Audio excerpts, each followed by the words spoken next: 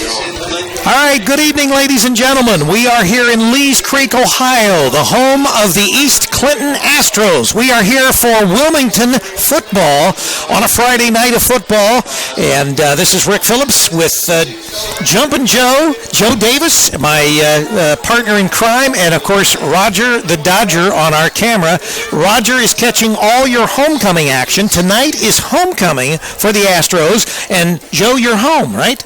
I'm alumni of East Clinton High School, correct. Right. So what an apropos time to be here. Yes, it is. During homecoming, as far as here at East Clinton, since you are a graduate of. And I was at my alma mater last night for Beaver Creek and Springboro. Now, unfortunately, the Beavers dropped a tough one, 31-28. They were down on the 2-yard line with seconds remaining, couldn't push it in. And that was a heartbreaker of a loss. They dropped to 2 losses now. They're 4-2. And that should be on our website later this evening. You'll be able to catch all that Beaver Creek action on the campusnation.com website probably late tonight. And, of course, the action from this game, once again, tomorrow night will be available as soon as we get everything processed. You'll have all the homecoming action. You'll have all the game action. And we have a special guest tonight after the game. Jeremy Yankee, the East Clinton coach, will be up for an interview after the game tonight. So, and of course, once again, being a cross-county rival in that sense, we're all neighbors here. We've got the parade of cars going by as far as for homecoming here. Jessica Hoskins, freshman attendant. Right. And, of course, as always, all Hurricane Sports being brought to you by Bogard's Memphis-style Southern Barbecue. And a note that we want to pass along to all our Bogard's family and friends. We have a new schedule for the winter. They will be closed Sunday and Monday, and then they're going to be open Tuesday through Saturday from 11 to 5:30. Those are the new winter hours, and it's effective tomorrow, starting tomorrow. So remember, they're closed now Sundays and Mondays. They will be open from 11 to 5:30 every day, Tuesday through Saturday. That, of course, and that was passed on by Marty Bogard. And another Bogard tonight, Dylan will not be playing again. They're going to hold him out until next week for Wilmington's homecoming against Washington. The Blue Lions will be in, and they may or may not be undefeated because tonight they play Massey. It's going to be a tough game. I think it is at Massey. It's going to be a good showing to see. If either team takes control, it's going to be a good showing of which team, are they both for real, or is one, just had some good games so far? If it's a, just a hard-fought 24-21, 28-27 game, then we know that both of them are coming in real, and Wilmington has really something. And either way, Wilmington has something to look out for when they play them. Absolutely. And Wilmington's got probably the toughest part of their schedule will be coming up here. I just want to go over the past and the present as far as the scheduling. East Clinton, they opened with a loss to Batavia. That was at Batavia, 26-21 for their first game back in August. Then they had another loss, 47-33, and that was here at home against Blanchester. Then once again, Greenview came in, and East Clinton suffered a 49-12 loss. And then, of course, a powerhouse of a football team, Chillicothe, they came into East Clinton and put a 38-0 number on East Clinton. And the Blue Lions, as we said, right now currently undefeated in the SCOL, along with Wilmington and Clinton Massey. And Washington, they went to Washington and lost 42-22, which, as scores have it, not too bad. Tonight, obviously, East Clinton plays Wilmington. The Hurricane come in with 1 loss on their season. Then next week, they're going to Miami Trace, East Clinton, that is. And then they will go to Hillsborough. And then on the 21st of October, they're going to be back here for Greenfield McLean. And they finish their season with their big rivalry game against Clinton Massey. That will be at Massey on the 28th of October. Whereas Wilmington, they started off at home against Little Miami. They had a win, 42-12. Then they had the the Greenville Green Wave, a GWalk school, come in. They beat them 26-7 on the 2nd of September, once again at home. They went to Vandalia Butler. Butler had beat them the year before. Wilmington had beat Butler the year before that. This time, Butler prevailed. They beat Wilmington. Thus far, Wilmington's only loss, 42-21, doubled up on them, and that was in Vandalia at Vandalia Butler. And remember, there were 2 runbacks in that game against Wilmington. That was the killer. Take away the fluke runbacks. If Wilmington makes them drive the field, they may not have scored. Wilmington may have got the ball back and scored. Could have been a whole different ball game without the kickoffs. Not giving an excuse, just saying, what if? Right, absolutely. So Wilmington, they traveled to McLean and beat McLean 62-19 on the 16th of September. Then last week we were in Hillsboro once again, 61-36. Wilmington's had some fairly good outings here these last 2 weeks. Tonight's game, of course, homecoming for East Clinton, and next week Wilmington has its homecoming at home against the Washington Blue Lions, and then they invite Miami Trace to come in on the 14th of October. The big game of the year, obviously the rivalry game. They travel to Clinton Massey on the 21st of October, and then they come back home to finish out the season against Chillicothe. Remember, Chillicothe sort of put the nail in the coffin last year when they beat them in Chillicothe, and Wilmington was eliminated from any playoff opportunity. Right now, currently, Wilmington stands at 6th in a needed 8-game team for playoffs. So Wilmington is in 6th position. They are in the playoffs if the season ended tonight. And so once again, what we want to look at is Vandalia Butler needs to keep winning. They're the only team that has beaten the Hurricane. They have to keep winning. They're a Division I team, and so that helped in the sense that Wilmington lost to a Division I team rather than losing to a team at a lower division. And of course, I am of the opinion that if I was going to lose another game to try to continue to possibly be in the playoffs, I would rather lose to Massey, and people are going to say, no, we can't lose to Massey. But Massey's a lower division than Wilmington, and Washington is a much more important game because they're a higher division. Right. So I think that, once again, you have to remember it's not just winning, it's not how much you win by, but it is what division the school is in, and it is whether that team does well against other teams and what their ending record ends up being. Well, and one thing in Wilmington's behalf, if you're thinking playoff, okay, if you're thinking playoff, you're thinking you're winning. You can't be thinking playoffs and lose 2 of the 3, 2 of them remaining right. games. We want to finish with wins the rest of the year, obviously. So in our talk about Wilmington making the playoffs, you're assuming they have to beat Courthouse, they have to beat Trace, they have to beat Mass. So of the teams remaining on their schedule, they've got some, they've got the toughest teams of the schedule. So they've got Courthouse, who is undefeated. They got Massey.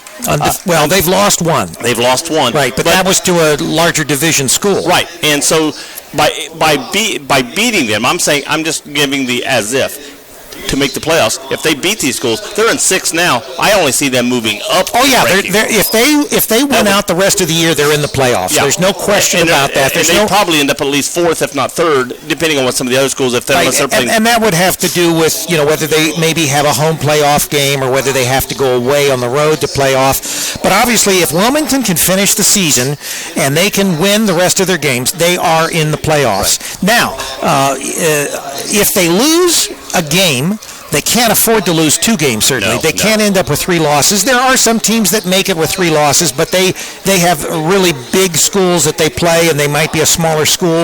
I think that from the standpoint of Wilmington just needs to think about winning every game. One game at a time. And they need to take it one game at a time, just like you're saying.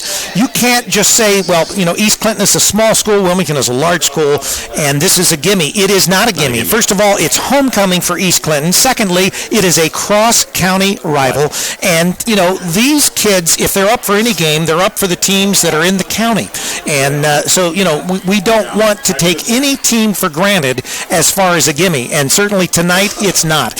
And of course, you being a graduate here from East Clinton, and us, we do so many broadcasts from East Clinton. We love East Clinton. We love the people here. They're always so warm, friendly, and inviting. They do everything they can to make us feel like we're in Wilmington. Wilmington. Right. And so, this is one of our favorite places to come to broadcast, whether it's basketball. We do basketball games, and it's not even Wilmington being involved. Right. Particularly at the end of the basketball season. They have a great following here. Oh, yes. For a small school, they have a great They have following. avid fans. There's no question about that. And so, it's everything that is in keeping with great sports. And obviously here at Campus Nation, we love to be able to bring you great sports. Campus Nation, the sports animal, your home for high school and college sports. And once again, we are about 29 minutes away from this start of this game. This is homecoming for East Clinton. And I'll be right down there. yeah, we've got a great crowd here. Obviously, we've got a great crowd over there from Wilmington. Wilmington always travels well as Yeah, they fill the stands on the other side. right. Wilmington does have their band here, I believe, don't Yeah, they? the band. We the saw band is pull down up. here. It's still over coming off the bus. Okay, so yeah. They're not marched out. So I'm not sure if they're going to try to set up in those little tiny stands on the outside. Well, there's some. I think the East Clinton band is over here. Yeah, East Clinton so they band's don't over here. actually. They don't have. I don't know where they would actually seat them. Speaking of a band, and I'm going to toot the horn of Beaver Creek because they've got one of the finest marching bands in the state. They win, and they have a big. And we're going to start linking. There's a gentleman that I met last night. He's a parent of one of the kids there in the band. Beaver Creek spans 280 some students in their band. Charlie was going crazy because Charlie Charlie's put the a game band leader. yeah. But we had the Fairborn Beaver Creek game. That's right. I mean, they pulled in any bus that you were thinking. Well, they have an 18-wheeler. I'm thinking this is some country western star that's pulling in with their stuff, and this is the high school. A high school band pulling That's in. right. Yeah, they're incredible. They have won numerous competitions. They are in a big competition, I believe, tomorrow. It's either tomorrow or next Saturday with Westerville. But I met a gentleman last night at Beaver Creek, and he's a band parent, but he videos all this and posts it to Facebook. So I gave him our information. We're going to start posting some of that band video to our website on the Beaver Creek part of the website. So, for our fans out there, if we have any that are listening in the Beaver Creek area, obviously that's something we're going to add to our site because Campus Nation, it's all about campus and everything that goes on in high school and college, not just major sports and things like that. But anyway, tonight's game, homecoming for East Clinton, and as we said, we're going to have, and I'll let you interview Jeremy since you are, and it is homecoming night, and you are an Astro. I'll let you interview Jeremy. Jeremy has done broadcasts for us before. If you go back and you look some of the East Clinton, particularly basketball video, Jeremy did some games for us, provided the color for some of our basketball games, and this was before he assumed the role as far as our head football coach here at East Clinton. But as I said, everybody has always been great when we come out here to do our games. So this is almost like being in Wilmington. When I've known Jeremy since he was in school. I knew him as a student when he was in school. Then as he got out of school, he became a basketball official. I'm a basketball official, so we worked together many, many games. Oh, the coin toss is being made out here. So, thank you. I was just told. But Jeremy and I have go back a long ways there, and I'm the secretary of the Wilmington Basketball Association, and Jeremy at one time was the secretary when he gave it up. Well, you got nice legs for that too. Yes. Unfortunately, I got to wear the long pants, otherwise. Because you have all those women that would be following you around if you didn't. Right. Got to cover up. Right now, they're introducing the homecoming court.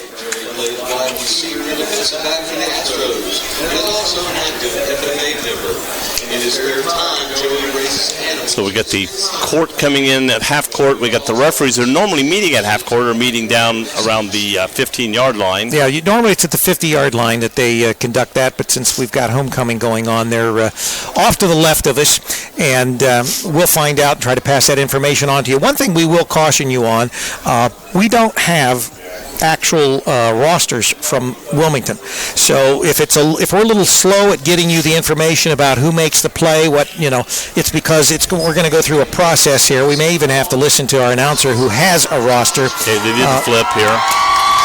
So Wilmington is going to receive, and they're going to go from left to right. The Astros are going to kick off to Wilmington. Is that east to west here? I'm not really sure. I would say that is west. Yeah, I think once again, like Hillsborough, this is one of those unusual stadiums that don't run north and south. They run east and west. And, of course, we have a regular grass field. It's a nice field. I didn't recall the EC out on the center of the field, but that may be something that they added this year. I don't know. Maybe it's been there before. Well, I've not come to a lot of football games here. This is actually my first football game here for a long time, so I can't say it was there. I don't remember seeing it there when we did track, but you're not going to put the EC out there in the middle of the thing where we're doing track. It's not striped or anything for a track meet. Yeah. When I was track coach here. But, it's nice to see something out there in the middle of the field for them. Yeah, East Clinton has an all-weather track. They've got natural grass for their field. And in a lot of cases, just like when we went to Fairborn and they had natural grass, I still am sort of partial to natural grass over the turf. I mean, let's face it, Wilmington's field is absolutely gorgeous. Oh, yeah. It's beautiful, it's bright and colorful.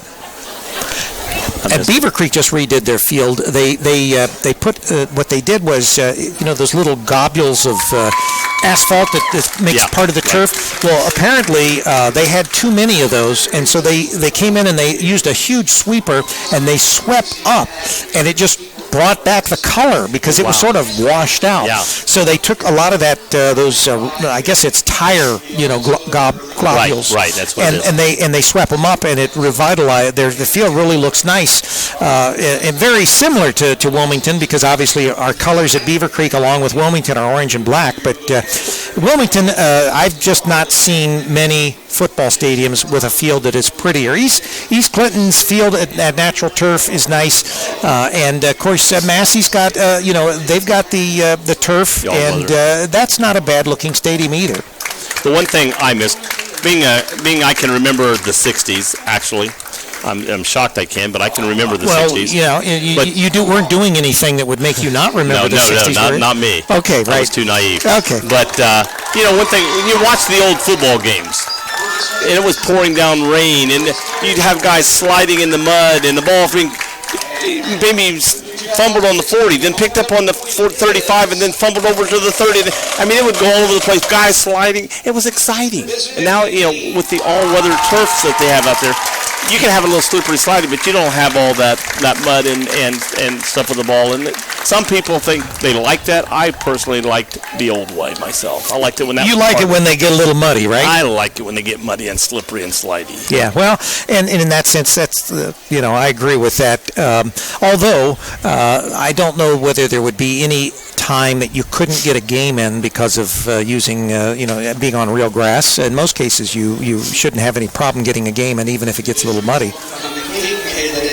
Speaking of getting a game in, I'm all for being cautious and safe, but like when we were at Greenfield and there was a storm 35 miles away that somebody could happen to see in the horizon something about lightning in a distant horizon, and we had to stop the game in beautiful weather for over an hour and then get the game in. Well, fortunately, I don't think we have any problem with that tonight. We're supposed to be dry through game time at least. It may rain again tomorrow, and tomorrow, just for everybody on our network, we are going to be bringing you at 1 o'clock our pregame for John Carroll at Wilmington College. So we'll have that game tomorrow. What time does that start? And that starts the actual kickoff is 1:30. Our pregame starts at 1 o'clock. We'll be on the air bringing you Fighting Quaker football, college football, right here on CampusNation.com. Unfortunately, I'll be at Purcell Marion refereeing a volleyball game at that time.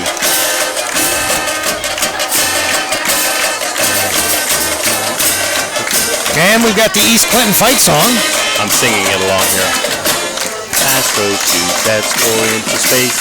Here the gang's all here, and we're all for East Clinton high.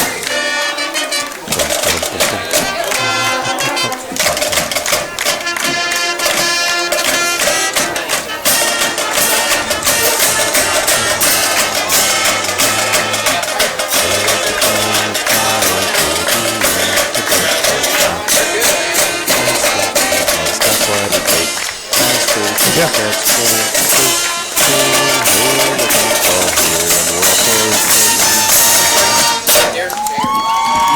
going to be up here, you got to hand that to me. Joe. Thought you got to bring food to me. Joe, move your hat so that he can get in there and do his work. There was nobody there earlier. Yeah, well, he's saying you're nobody. No, nobody there earlier. He's here now. Oh, okay, yeah. I would say he's probably a pretty important person since he's probably taking care of the clock. One of my East Clinton fans up here mocking me and trying to... Joe, you have no East Clinton fans. All right, we're going to have the national anthem here. There's a song band as it is played by the East Clinton High School marching band under the direction of Mr. Sam Magee.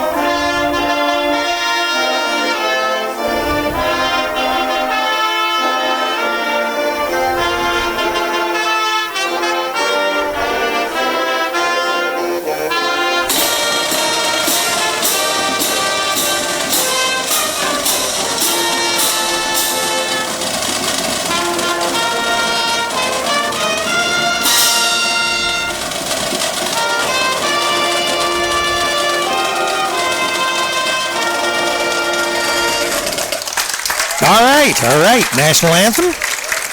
It's now about 18 minutes prior to game time. All right, nice crowd. Roger's panning around on the band right now. Some smart uniforms that they've got, the band members. They've got like it looks like a mirror in the center of their chest there.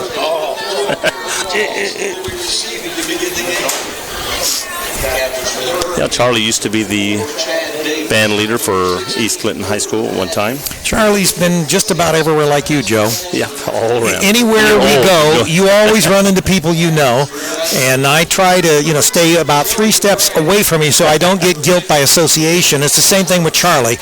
Charlie, I try to stay away from Charlie because, in case there's any flying objects that are close to Charlie's head that doesn't hit me instead.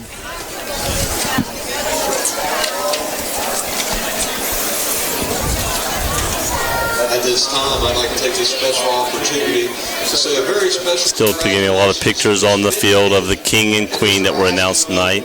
On being crowned the 2016 King and Queen for East Clinton High School.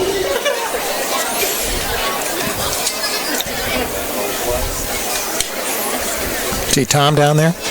You know Tom? Oh, I know Tom. No, Tom used to live in New Vienna where I live.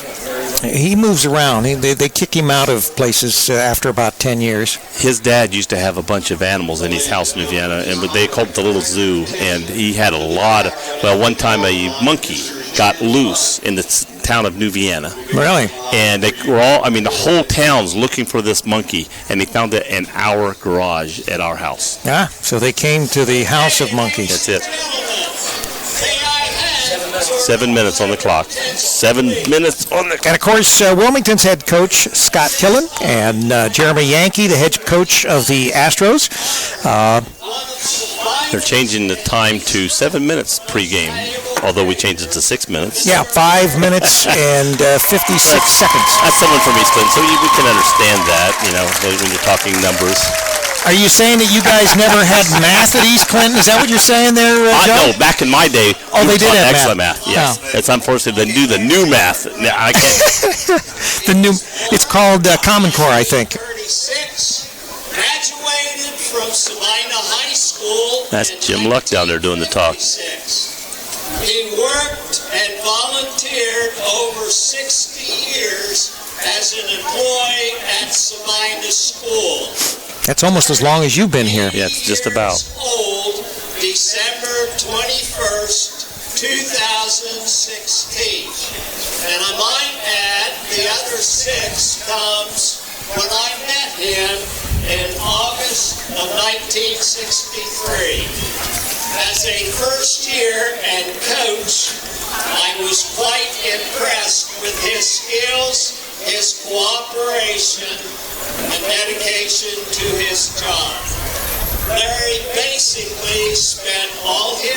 life at school.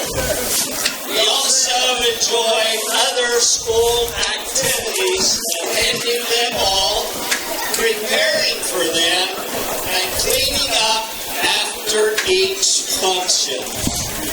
Larry is the proud son of Mr. L.B. Runyon, former superintendent at Sabina School, who trained Larry in every direction of his job.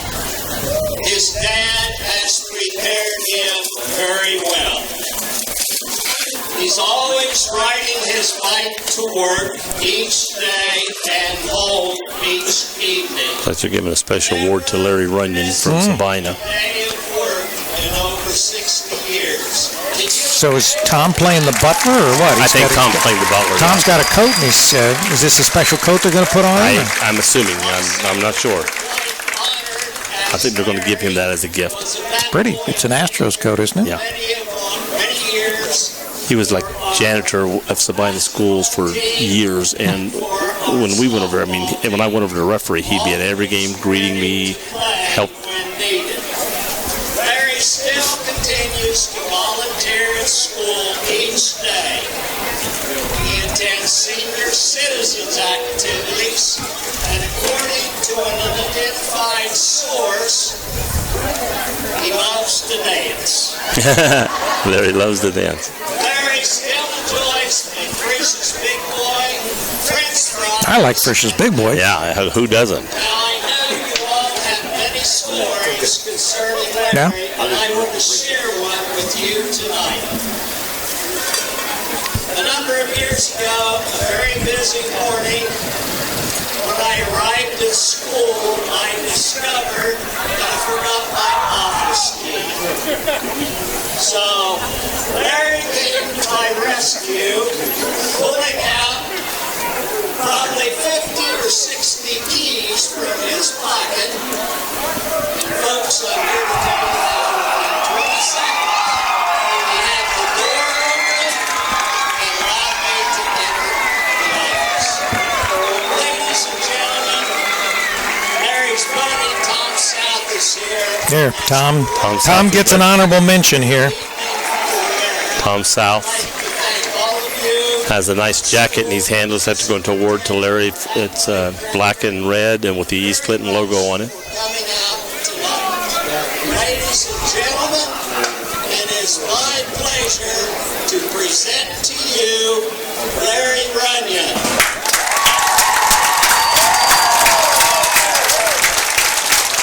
I think they said Larry will turn 80 this December.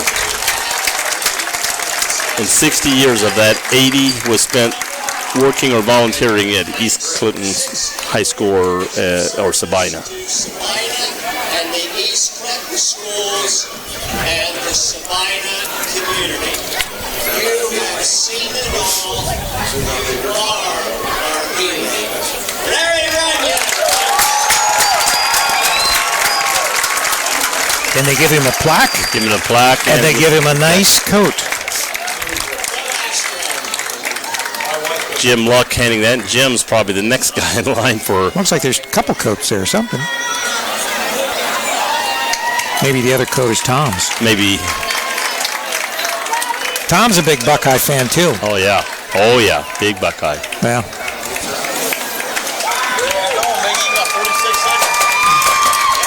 46 seconds for game time. And here come the Astros going through their little banner thing, breaking it open, getting over in front of the stands. The band goes wild playing the... Yeah, it used to be that they had those, they'd have like paper and they'd crash through the paper. Now they've got breakaway banners so they can redo them. They don't have to remake them. Cheerleaders used to forget to put like a razor blade cut, and you take that paper and just stretch it across, and they think it would, and you'd go to run through it, and you'd hit that and bounce back. So the Hurricane, they're taking the field. They're going to receive.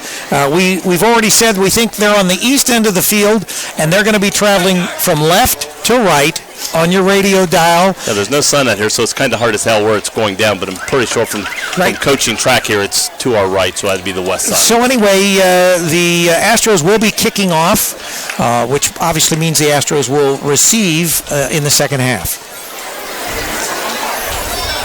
And once again, give us a break here because it'll be a little while maybe before we give you who makes what play, simply because we do not have a Wilmington roster. We have an East Clinton roster, but no Wilmington roster.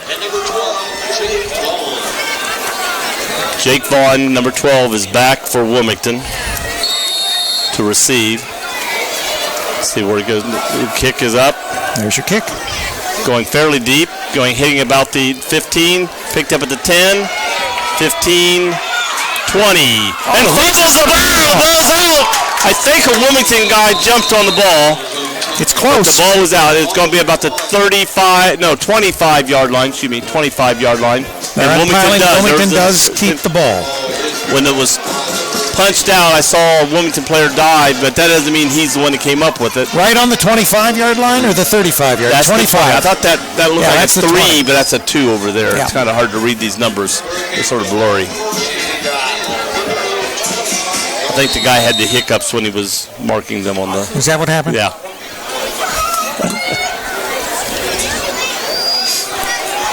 All right, Wilmington takes the field. It's a nice night for football. Little nippy, but that's what you want for football. We got Smith out wide to the left on the opposite side. We got Camp, and I can't see the number of the other one back. Evans in the backfield. Takes a handoff. Right over the middle of the field. He's wide open in the middle of the field going, and there's not going to be anybody come close. Touchdown, Wilmington. Phelps was out wide. He was not in the backfield. He's the running back. I think this is a play by design that Wilmington runs because I think that's the same play. Remember when they had the breakaway in Greenfield? Yeah. Like the first play or the second play? I don't think that went to Phelps. That was on the left side down the sideline. This was Mac middle of the field. Yeah, well, the Wilmington Hurricane score quickly. 11:38 on the clock, which starts at 12 minutes. Right. So in the first few seconds, actually, the first real play from scrimmage. 22 seconds. Yeah. Wilmington scores. My East Clinton math. Is that? Yeah. Okay. So now we're going to have the PAT. Camp's the holder. Henry's the kicker, number 81.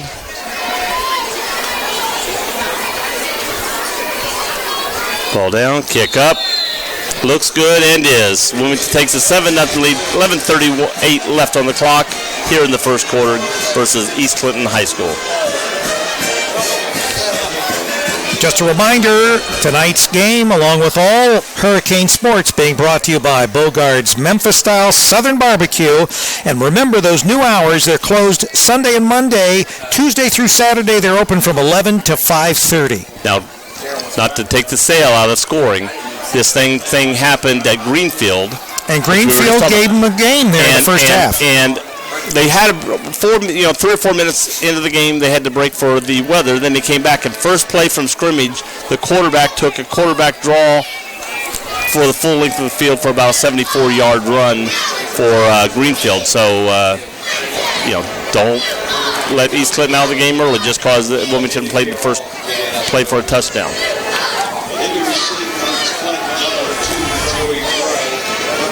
All right, so it's Wilmington Hurricane 7. East Clinton Astros will be getting the ball for the first time in this first half of play.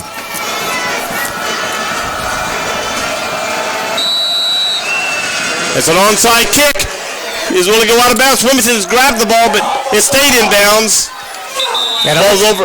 It looks over like the Wilmington 40. I'm not sure. There was a Wilmington and an East Clinton boy there. Yeah, once it goes 10 yards, it goes 10 yards, anybody can pick the ball up. It's a live ball. What happened here was the ball was going out of bounds. The player, he sort of, as he grabbed it, he tried to push his arms back to keep the ball from going out of bounds. Well, he slid out of bounds, but he saved the ball, but he couldn't stay with the ball. Yeah. And East Clinton was able to get possession.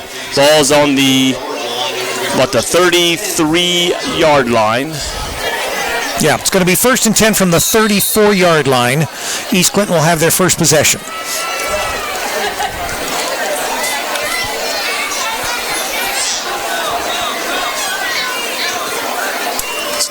Handoff up the middle. Immediately tackled by Wilmington. Looks like a pickup of maybe 3-4 yards. Yeah. Trying to see what number. Could you see the number of the running back there? No, I didn't see it. Is that 15? He was lined up to the left of the quarterback. As Anthony Osborne, I think, ran that ball for East Clinton. So it was a pickup of 3. It's going to be 2nd and 7 from the 36-yard line of Brendan East Clinton. Jenkins, number 18, is the quarterback. Got two guys in the backfield behind him. And 2 wideouts. They've got one on each side. Yep. Handoff quick up the middle. Number 27 hit, pulled down at the 40-yard line. Number 27 is Cody Fosbrink. So it looks like it's going to be about a 3rd and 3. About a 3rd and 3. Of course, I'd take him to the 43, and you said they started from the 34, so I'd be 4. So which is it, Rick? I'm just going by the scoreboard. It's a 3rd and 3 on the 40-yard line. That's what the scoreboard says. If you have any problem, you talk to the scorekeeper right there.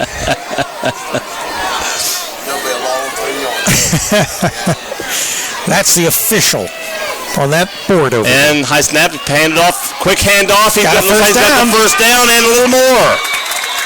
Good hard run by number 15, Anthony Osborne again. So Anthony picks up the first down. The chains are moving. East Clinton is driving. Got the ball about to the 47-yard line. Looks good. 1st and 10 from the 47. The Astros on the move. If you need to know what, I'll tell you what yard line. Joe will keep you informed. Really good. 10 minutes left in the first quarter, exactly. Ball and the clock's running. Wide out on each side, and it's boy, a lot of flag, a lot of movement. Yeah. Illegal procedure, East Clinton. So it's going to be 5 yards? First and 15. Right. Cost him 5 yards. Again, Brendan Jenkins is a quarterback for East Clinton. Right. Still be first down. It's going to be a 1st and 15 from the 47-yard line of East Clinton.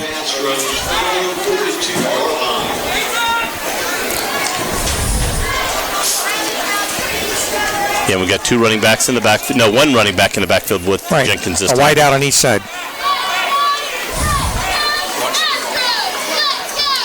And it goes to be a pass going down the left side of the field. Oh, nice pass. And the receiver, a little long. Wyatt Floyd, number 9, had the step on the defender. So if that ball would have came right down to him, he could have caught it and made some damage. But the ball was thrown over his head and out of bounds. It's going to be 2nd and 15. East Clinton's coming out attacking Wilmington. So yeah, they're almost, at this point, probably forced into a passing situation simply because they've got the 2nd and 15, and it's going to be hard to make that on the ground. Again, handoff up the middle, 15 going around the right side, over right tackle, being tackled over the 45 to the 46 yard line. Not and that quite was number to the 15, original line Anthony of scrimmage. Osborne. No, not quite back there yet. So probably got about a 3rd and 12. 3rd and 12, I would say you're right. And official scorekeeper concurs with us. Yes. This is more manageable than 15, though. I mean, even though 3 yards, but still going to have to be a passing down. I can't believe they're going to try to run. They can run, but it's not. Here's the pass. Here's the pass. It's the blitz up the middle. Wilmington grabbed him and tosses him down. It's going to be about the 37-yard line. I think is where they're going to mark where he got grabbed. Maybe 36. Looks like at the 35. No, he's off. It's the FAR official was marking the ball. Oh, they did mark it back there. 35. They grabbed him at the 37. Oh, that's good for Wilmington.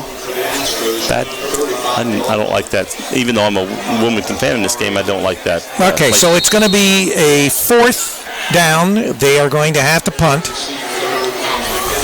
Wilmington's got 2 back. Who do we have back there? Number 19? Number 19 and number 32. And I think 32 is Merritt. Kind of a high snap, but a good kick. Gets it off. Nice Merritt's spin. coming up. Wow. Merritt and Camp crisscrossed right at catching the ball. Yeah, kind of afraid. But Merritt caught it. He was holding up the fair catch sign, and just as the ball got there, Camp crossed right in front of him. He's lucky they caught that ball. I don't think that's a planned fake. It could have been, but you're dangerous doing something like that as unplanned. I don't think it was.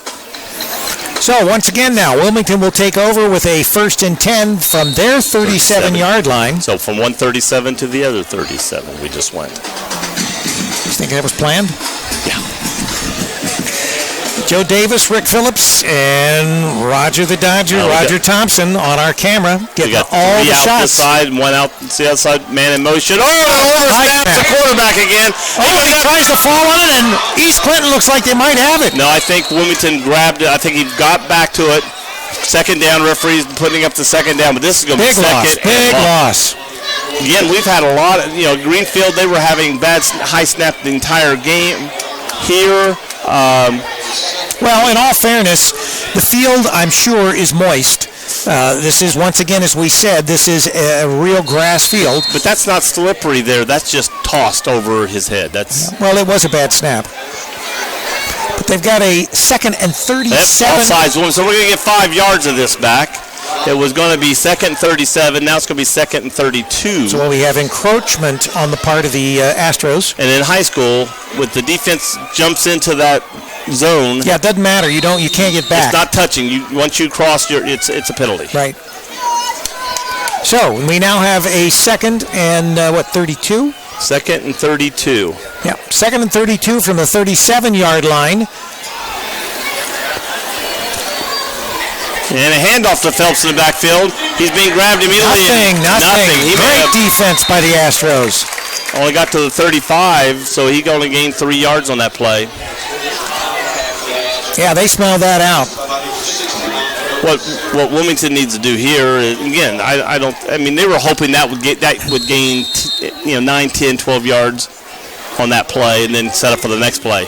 Unfortunately, there was a good play on the defense. Grabbed Phelps from behind just by his shirt and just held on. So we got 3 wide outs down far this way. 3rd and 32. Wilmington's going to pass.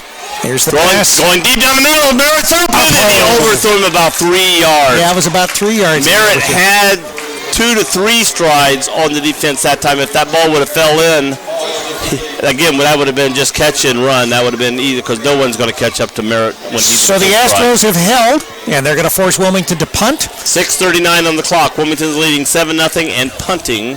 They're again, the ball is being hiked from the 35-yard line. East Clinton has a man back at about the 37-38-yard line, and it's a bad.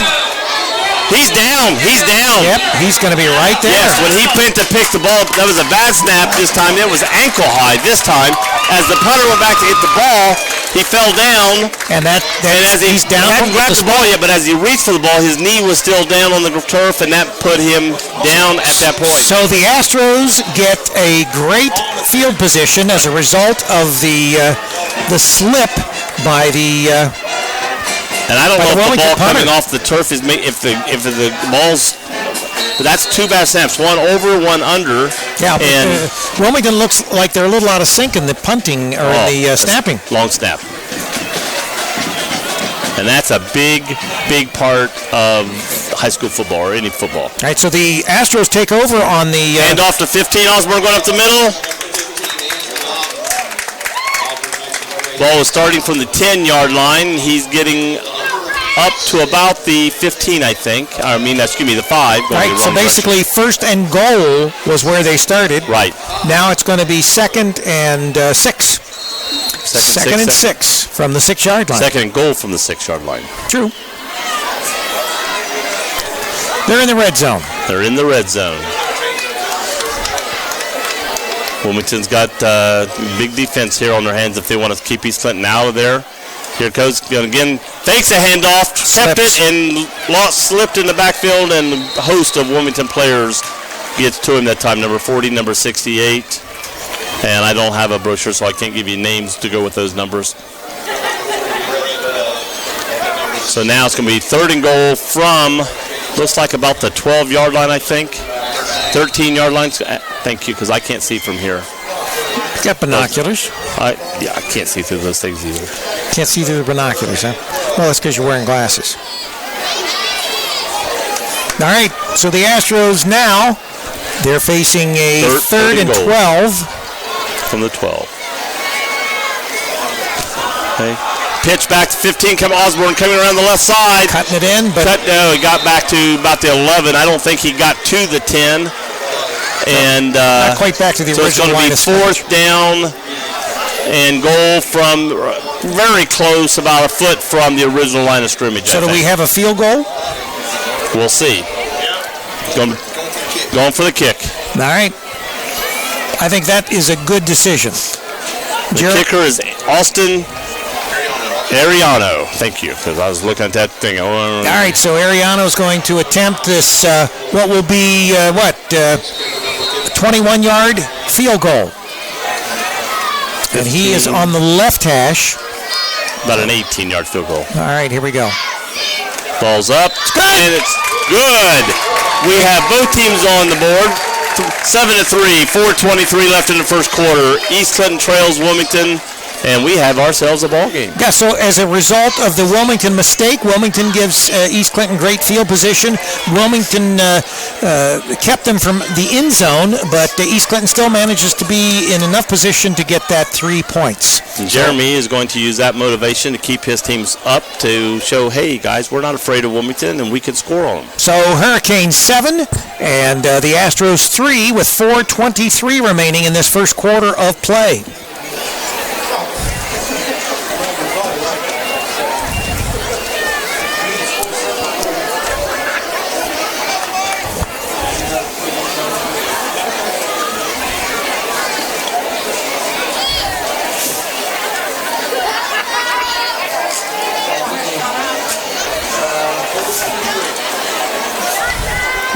Okay, getting ready for the kickoff here. Number 55, Austin Ariano, in for going to do the kickoff as well. Yeah, number 12, Jake Bond is back deep for the Hurricane. Yeah, Bond's the only one deep to Ball's receive. going back to Vaughn. No, brought to this side. 15, Camp gets it. Running down the sidelines, pushed out. I think just shy of the 40s where they're going to mark him. Let's see where he's going to mark him here. Yeah, I'd say 35. 36, about a yard over the 35. So 35 and a third. Yeah.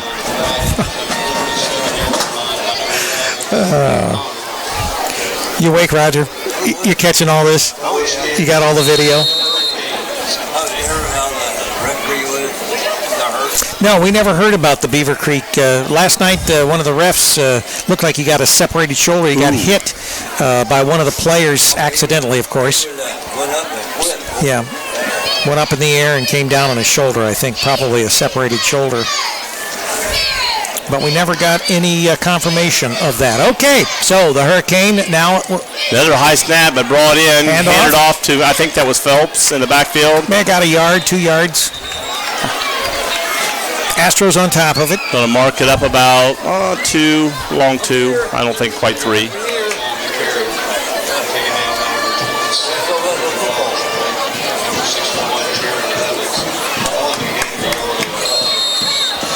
Okay, Wilmington 2nd and 8.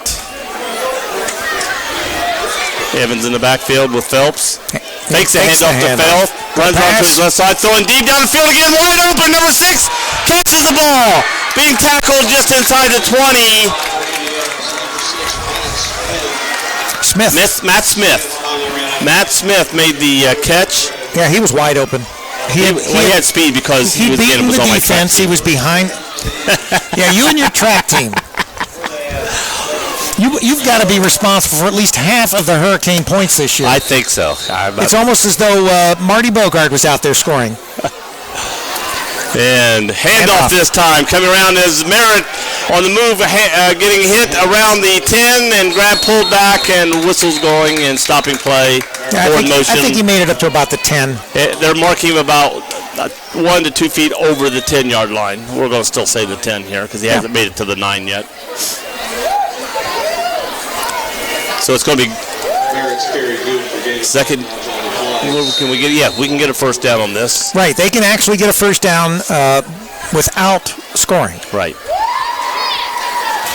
Okay, Evans in the backfield. Second and 2. Merritt again in motion. Again, hands Merritt going to the left side, cutting it in off tackle, go back, jump to the outside and walks in for the touchdown. Tony Merritt for Wilmington scores. With 2:53 left in the first quarter, Wilmington is now ahead 13-3. So once with again, the PAT coming up. Right.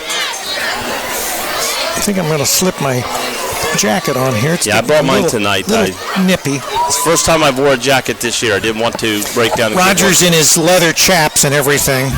Roger thinks he's a biker. He wants the girls to think he's a biker, I think. Yeah, I guess that's it. Do women like biker dudes? No, I can't say. Yeah? You can't say. I'm not a biker dude. Because you're not a biker dude. We'll ask Dave. Snap, ball kicked, it's up high, PAT and it's through the middle of the uprights for the PAT. Wilmington leads East Clinton 14-3, 2:53 left in the first quarter, and East Clinton has shown they can score, so we have a ball game right now.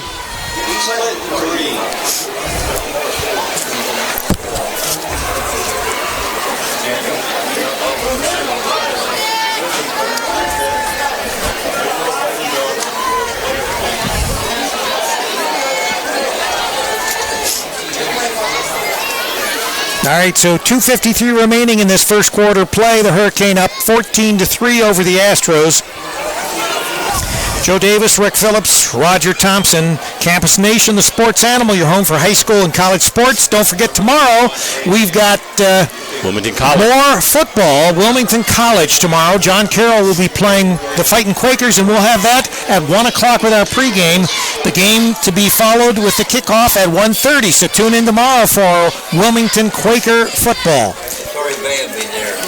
Yep, Charlie's band will be there from Greenfield McLean. And they did get over here, the band, speaking of the band, over here in those two little seating areas. Right, so the Hurricane getting ready to kick off to the Astros. Henry back to kickoff. Kick is up. Low kick. Hitting, caught immediately at the 30-yard line. Then East Clinton Astro runs straight up the field, is hit, and brought down to the 45. If that tackle missed, he was gone because he was going full go. It went to the up players and returned it back to the what will be the 45-yard line? 45-yard. Nose of the ball touching the 45-yard line of East Clinton. I think they've just been rounding off. You notice all the balls have been right on the line. I think they're not doing anything in between. They're rounding off to the nearest line. If that line's going crooked, little crook in the line there.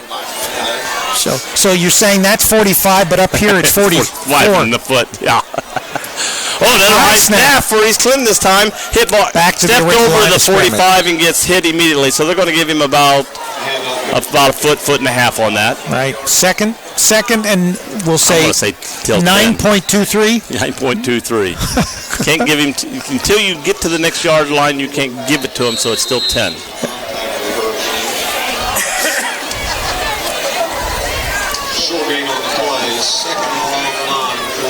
Again, Brendan Jenkins, quarterback for East Clinton. He's under center, so he's got two in the backfield behind him. Hands go off the quick hit. Number 27, Cody Fosbick was the runner. Got a couple there. Gained a couple yards. It's now going to be third and seven. Yep. 3rd and 7 from the 46-yard line of the Astros. 1:52 and counting down. 46, 47, 48. Now it says 48. Yeah, I say from what I see. All right. I don't go by that. Well, I look at the official.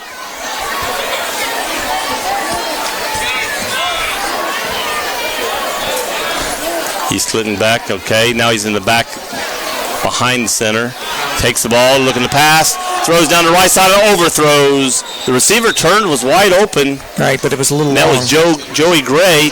Went down, and right at the marker, he would have had a first down turn, and the ball just sailed over his head. If the ball was thrown directly to him and the numbers, that would have been a first down for East Clinton. All right, so once again, the Astros forced to punt. I'm thinking the ball laying on that field is getting wet because we've had a couple bad snaps.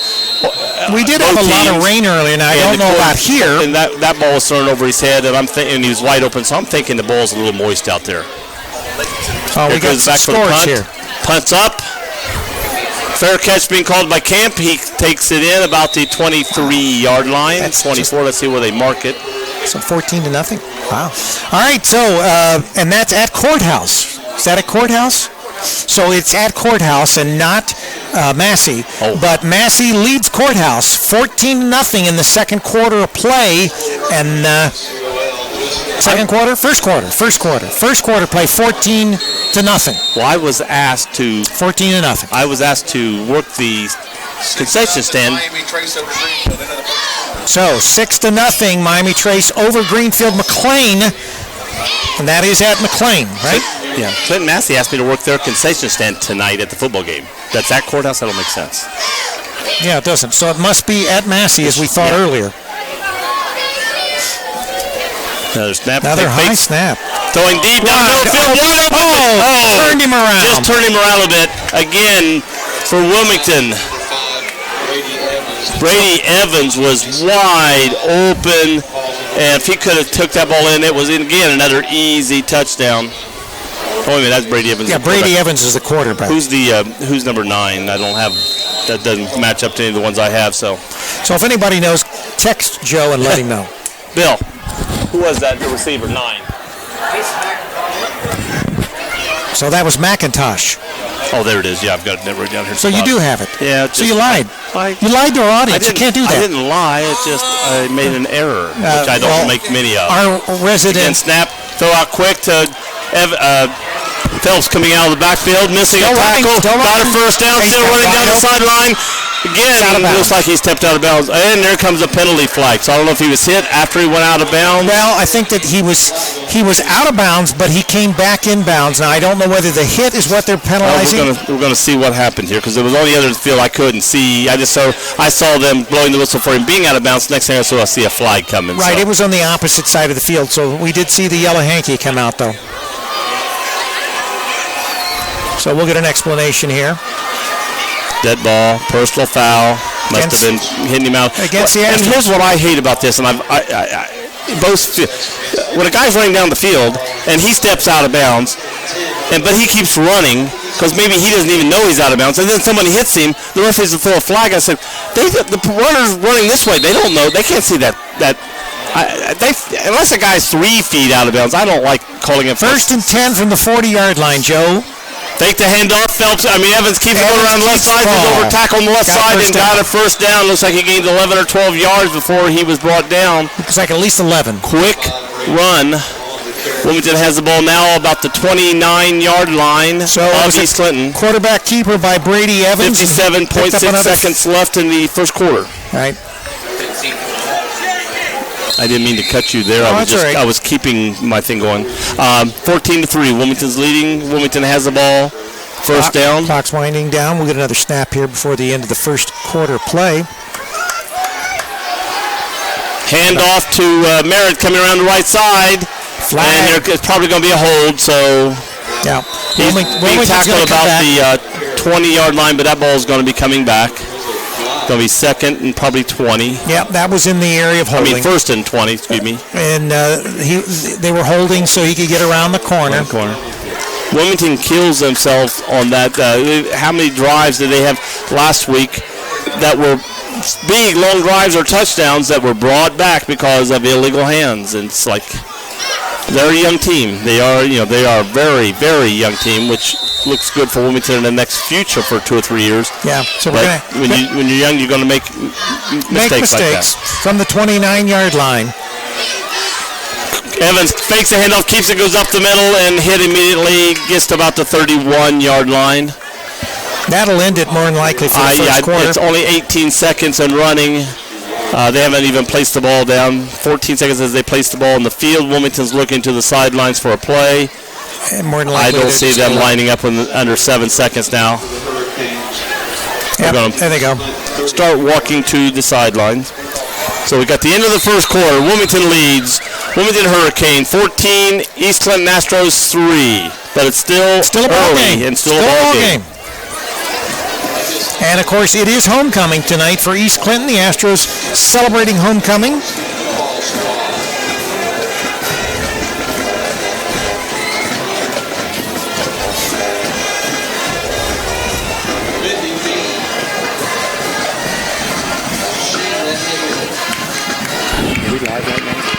So who's watching on Facebook Live? My son, Jason. We're not. He must be smoking something.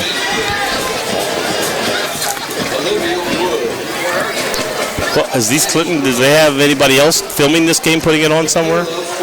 Could a parent be holding something up and running it on Facebook? Well, I mean, they might, but Facebook Live, I doubt that they're streaming the whole game. Yeah, I'd be taking a lot of power on your phone, a lot of bandwidth. All right, so we are now in the second quarter. The Hurricane lead the Astros 14-3. I'm also updating ScoreStream. I'm a supervisor for Wilmington High School on ScoreStream, so I get to officially log in and put the scores down. And, of course, you're listening to CampusNation.com, the sports animal, your home for high school and college sports. And we're going to hand off to Evans. Hands off to Phelps. Phelps coming around outside, slowing down using his blocker, gets around, being tackled inside the 25, about the 23, I believe. So it's going to be about third and a long 4 or a short 5. Some real estate. I think it's going to be 4 yards. But it is manageable. 4 yards is manageable. Third and 4. And we are in probably 4 down territory now. I'm sure we're in 4 down territory. Unless they don't lose yardage on this. Hands off to Phelps. Goes around being grabbed. He's slowed down. Let the East Clinton guy grab him as he tried to let the East Clinton runner by him. Got about 2 yards, it looks like. So it's going to be fourth and 2 then. Yeah, that would. Oh, they're putting it all the way up to 4th and 1. So he got a little further than 2 yards. All right. It's going to be 4th and 1. So once again, the Hurricane will go for this on 4th down. Ball's placed at the 20. Got to get about a yard over the 20. Quarterback's going to the 19. Do a keeper here and could be. Push it over, right?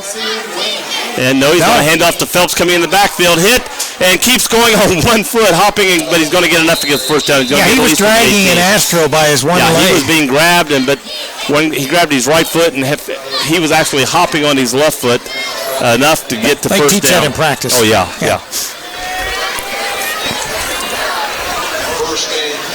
It's called the Hurricane Hop. The Hurricane Hop? The Hurricane Hop. Oh, that's new. Heard it here first. Yes. Wilmington back. We got a wide receiver Camp down here to the left. T-shirts of that, Joe. You better... Coming around, looking for Camp. Looking deep for... Matt Williams wide open in the end zone. Touchdown, Wilmington. 10:32 left in the first half. Wilmington takes a 20-3 lead with the PAT coming. Yeah, he was Is there a flag down? Ineligible receiver downfield. Take those points away. All right. Ineligible receiver. Oh, and he was wide open. You hate to see mistakes like this happen to take points off the board. Well, sometimes, occasionally, you'll get one of the players that shouldn't be wandering. They're only allowed to go 5 yards down the field in the block. 14-3. 14-3. I'm trying to correct it. I'm sure you got people screaming down there. All right. So it's 1st and 15. Probably about the 23. Phelps gets the ball, go run, got a good head of steam. Back to the original line of scrimmage. He's going to get about a yard over the original line of scrimmage, I think, from looking at where the referee's standing. Going to get down to about the 16-yard line. 17-yard line. Trying to watch these referees where they're standing, and one guy won't stand where the other one is, and it confuses the heck out of me. Well, you send word down to the field, and I'm sure they'll stand wherever you want them to stand, Joe. It's going to be pitch out to Phelps. Phelps coming around the left side, gets by that blocker or tackler. This one grabs him. He's still staying on his feet, but then 2 or 3 more East Clinton Astros come and bring him down. A lot of running, a lot of yardage. It's all lateral, though. Lateral yardage, no yes. Forward lateral. And he basically, they're going to give him about another yard, so it's going to be 3rd down and about 8. Yeah, 3rd and 8. And once again, we are in 4 down territory, so I'm sure the Hurricane, if they don't make it here, they're going to try again. Yep, nose of the ball again, almost to the 15, maybe a football length away from the 15-yard line.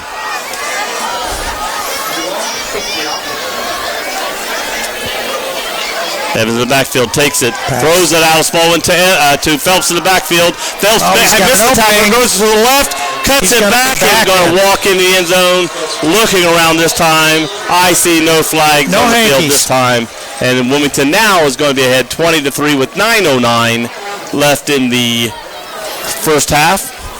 909 is the address for Wilmington Church of Christ on South Locust Street. Yeah. I used to go there, so I know that. A lot of meaningless trivia there. Yeah, I'm good for a lot of meaningless trivia. That's what I've heard. All right, we're setting up for the extra point. Henry, camp holding.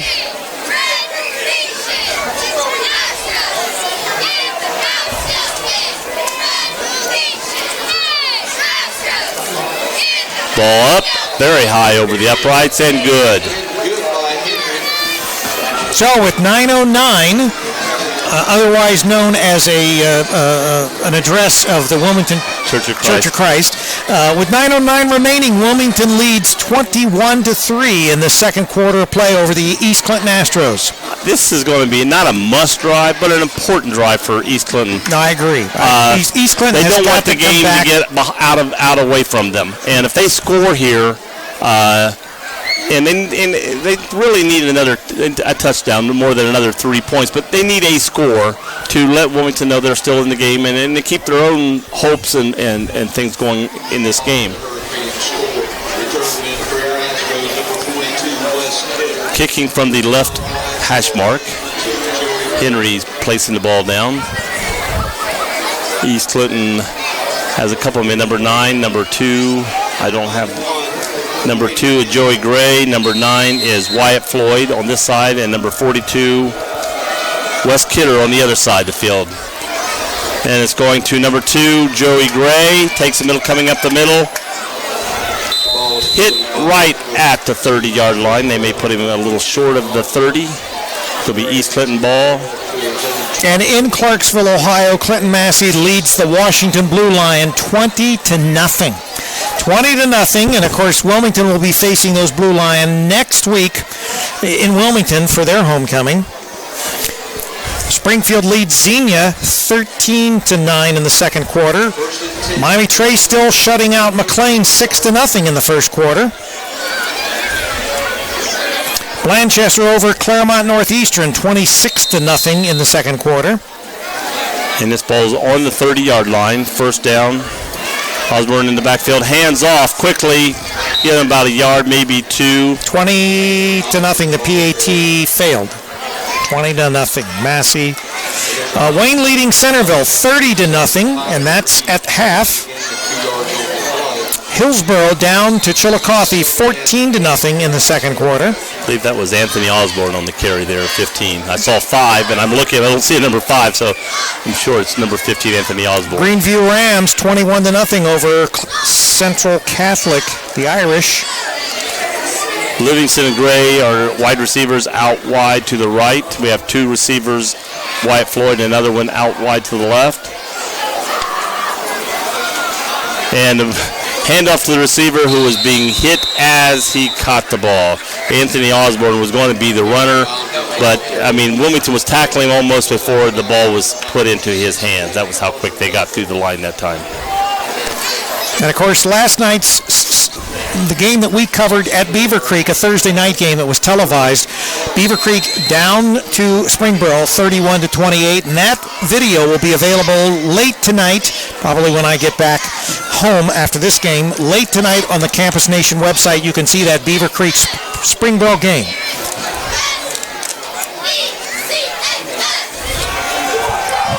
Here's a pass down the middle of the field, caught by number 11. He's over the 50, can't pull him down, get him down around the 45-yard line of Wilmington. So East Clinton has not went away. This is still a ball game here. And as we said, this is going to be very critical. That was Cameron Connor, senior, also plays on the basketball team. And I know he's a very good bowler, by the way, too. Made a great catch here and was hard to bring down. 26-0. Okay, and that's in the second. 18 seconds remaining in the second. Blanchester over Claremont Northeastern. So the Astros are driving, and they are in Wilmington territory. Handoff the up ball. the middle. That was a drop. A drop ball. Sorry, I was looking at the fake running back that was coming up the middle doing the block. I thought he had the ball. That was a real running back. He wasn't fake. Oh, he wasn't a fake one? No, he was real. Wow. He said fake running back, didn't he? Yeah.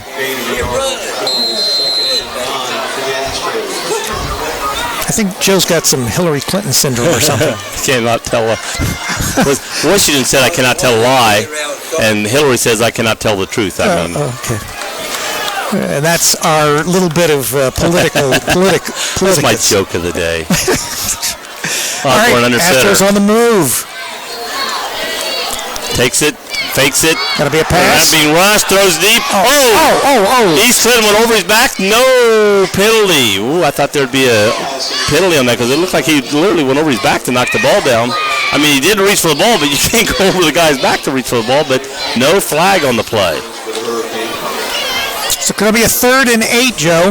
6:27 remaining in this first half of play. That looked like a good box out in basketball right there by the receiver. That was excellent, but he just couldn't pull the ball down. Okay, here now Osborne's back for the shotgun snap this time. Once again, I think Takes we're it, 4 going down back to territory. pass. He's throwing deep. Caught. First down. Again, caught by Wyatt Floyd.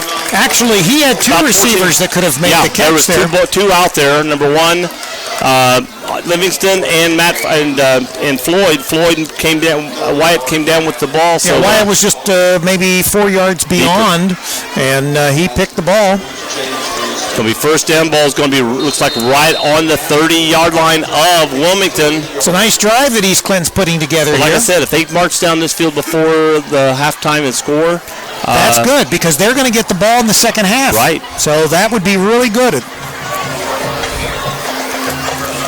pitch out coming around the right side is 15. It's going to be a loss of about 5 yards. Anthony Osborne and lost about 5 yards on that pitch. Four at least. I think I've been saying Osborne quarterback. Osborne's a running back. Brendan Jenkins is the quarterback for East Clinton, and I keep saying Osborne. So what happens when I try to use my memory, which I have none. Yeah, that was gone. You left that back in the 60s. Oh, it's gone. Wyatt Floyd coming back, going to the left side with Livingston out far left. Osborne in the backfield. Wilmington's offside. Did the flag go? I saw him move, but I didn't see a flag. They didn't going call up it, the middle, no. but that's all right. They'll take it. Doesn't matter. They'll take the play. Going to get up to about the 15-yard line. It's going to be a first down. Yeah, Wilmington actually encroached. He moved, but he got to get across the line. I think he was across the line, but it wasn't called by the officials. No. And he's. I saw movement, but I'm watching the backfield, so I wasn't focusing on the line, but I did see movement. But it's moot as far as this goes because East Clinton got the first down. Right, and they are in the red zone. They're on the 15-yard line. They've got a 1st and 10. They can get it at 5. They can get a first down. 5:21 remaining in the first half. Plenty of time for East Clinton to push this ball in. And as we said, they're going to have the kickoff in the second half to start. Yes. And in one sense, there's no rush to score here because the longer they take the score, the less time Wilmington's going to get the ball to go back and score. Yeah, Roger, they turned the lights on, so now you can't sleep while you're... they turned it back off. I think somebody downstairs does the switch. The switch is downstairs. All right, East Clinton. Handoff. Up to Osborne. Delayed handoff. 15 going around the left side. And almost went around a couple tackles, but the last one put the shoulder right into his gut and brought him down. But so just short of the it first could be down, about a yard or less from the first down. Got a timeout? Wilmington called a timeout. Yeah. All right, so Wilmington... He's about that far. He's about, less than a yard. Wilmington calls the timeout. Got about a yard for East Clinton to get that first down.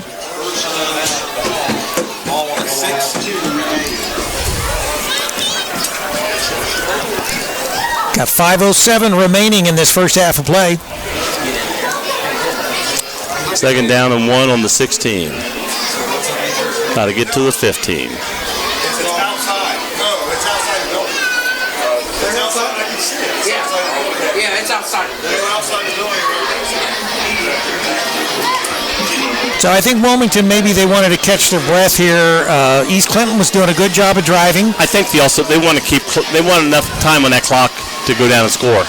It's possible. Yeah, you're right. I think that's another reason. They've got some timeouts to use, and I think they're thinking, let's use a timeout here. It's and get our breath and get set up. So maybe trying to stop them from scoring and leave some time on the clock if they do, that we can go back and do something.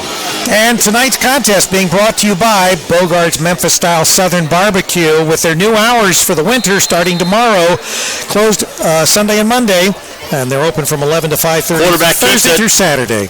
Brendan Jenkins took it, ran over the left side, and got the first down.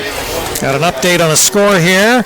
28-0. Well, I'll tell you what, Clinton Massey is all over Washington Courthouse with 9 minutes and 12 seconds remaining in that second that's quarter. one thing we talked about earlier was we don't know who Courthouse played to get the W's on their thing. Well, there were some teams. Circleville had a pretty decent football team, but you're right. Until you play Massey or you play Wilmington, you can't really judge just how good your team is, because obviously, the gold standard as far as this league are probably Chillicothe, Wilmington, and Clinton Massey. East Clinton calls a timeout now. 4:45 on the clock. Went back. Jeremy didn't like what he saw. Saw the defense out there, and so he said, "Oh, let's rethink this play we just called," and called timeout.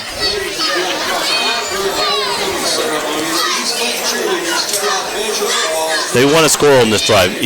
East Clinton. Yeah, they won 7 points. Let's put it this way: if East Clinton doesn't score 7, it's going to be technically almost a victory for Wilmington's defense after them going the entire field. And as you said, there's still plenty of time if Wilmington can get this ball back and go down for them to drive. And we had that at Hillsborough last week, where Hillsborough scores with like 2 minutes to go, and Wilmington goes right back down and scores again. We keeping you awake? Oh, yeah. All right. Okay. Righty. Hillsborough's back. The ball's on the left hash mark of Hillsborough. Well, we just mentioned Hillsborough. See what it does in my memory? And they've got red uniforms. East Clinton's got the ball. Takes it. Pitches it back to Osborne. Osborne right on the left side. Hit. Curves around. Falls down and did not get in. 1 yard line. On the 1 yard line. It's going to be, is it second down? It's what that's the official. I know it. Says second down. Well, he went down, now he's got first down, so it just confuses me. So it's a 2nd and 1. Second and 1. On the 1 yard line. 2nd and goal on the 1 yard line. It's all the same. That's semantics, Joe. 4:08, and the clock continues to roll. Sim Maddox? I don't know him. Yeah, Sim Maddox. Cinco de Mayo. Brendan takes the ball himself, trying to go up, getting pushed, touchdown, and they're calling it a touchdown. They push the ball over, so now it's going to be 9-21, and going for the PAT to make it 10-21. Right. Still a couple of scores away, but this keeps them more in the ball game. You're right, and with as we said, now depending on what Wilmington does in this last 3+ minutes, the Astros get the ball at the beginning of the second half. Yeah, it's going to be 3:54, so almost 4 full minutes. 3:54. 3:54. Okay. 54. I thought he said 54. Yeah. If you get mad, you throw a 54. Yeah, 54. Yeah. PAT. Low snap, ball up. Good. And I'm not sure. Yep, good. It was over on this side a little bit, but it squeaked in. All right, I'm going to update score stream here for all our people out there in football land. Let me get a quick score in here. 21-10, 3:54 left in the first half. Wilmington over East Clinton, and we still have a ball game.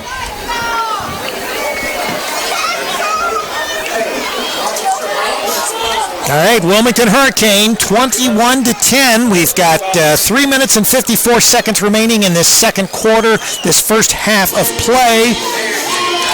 Astros fight song. There he goes. Don't sing, Joe. Don't sing. Don't sing.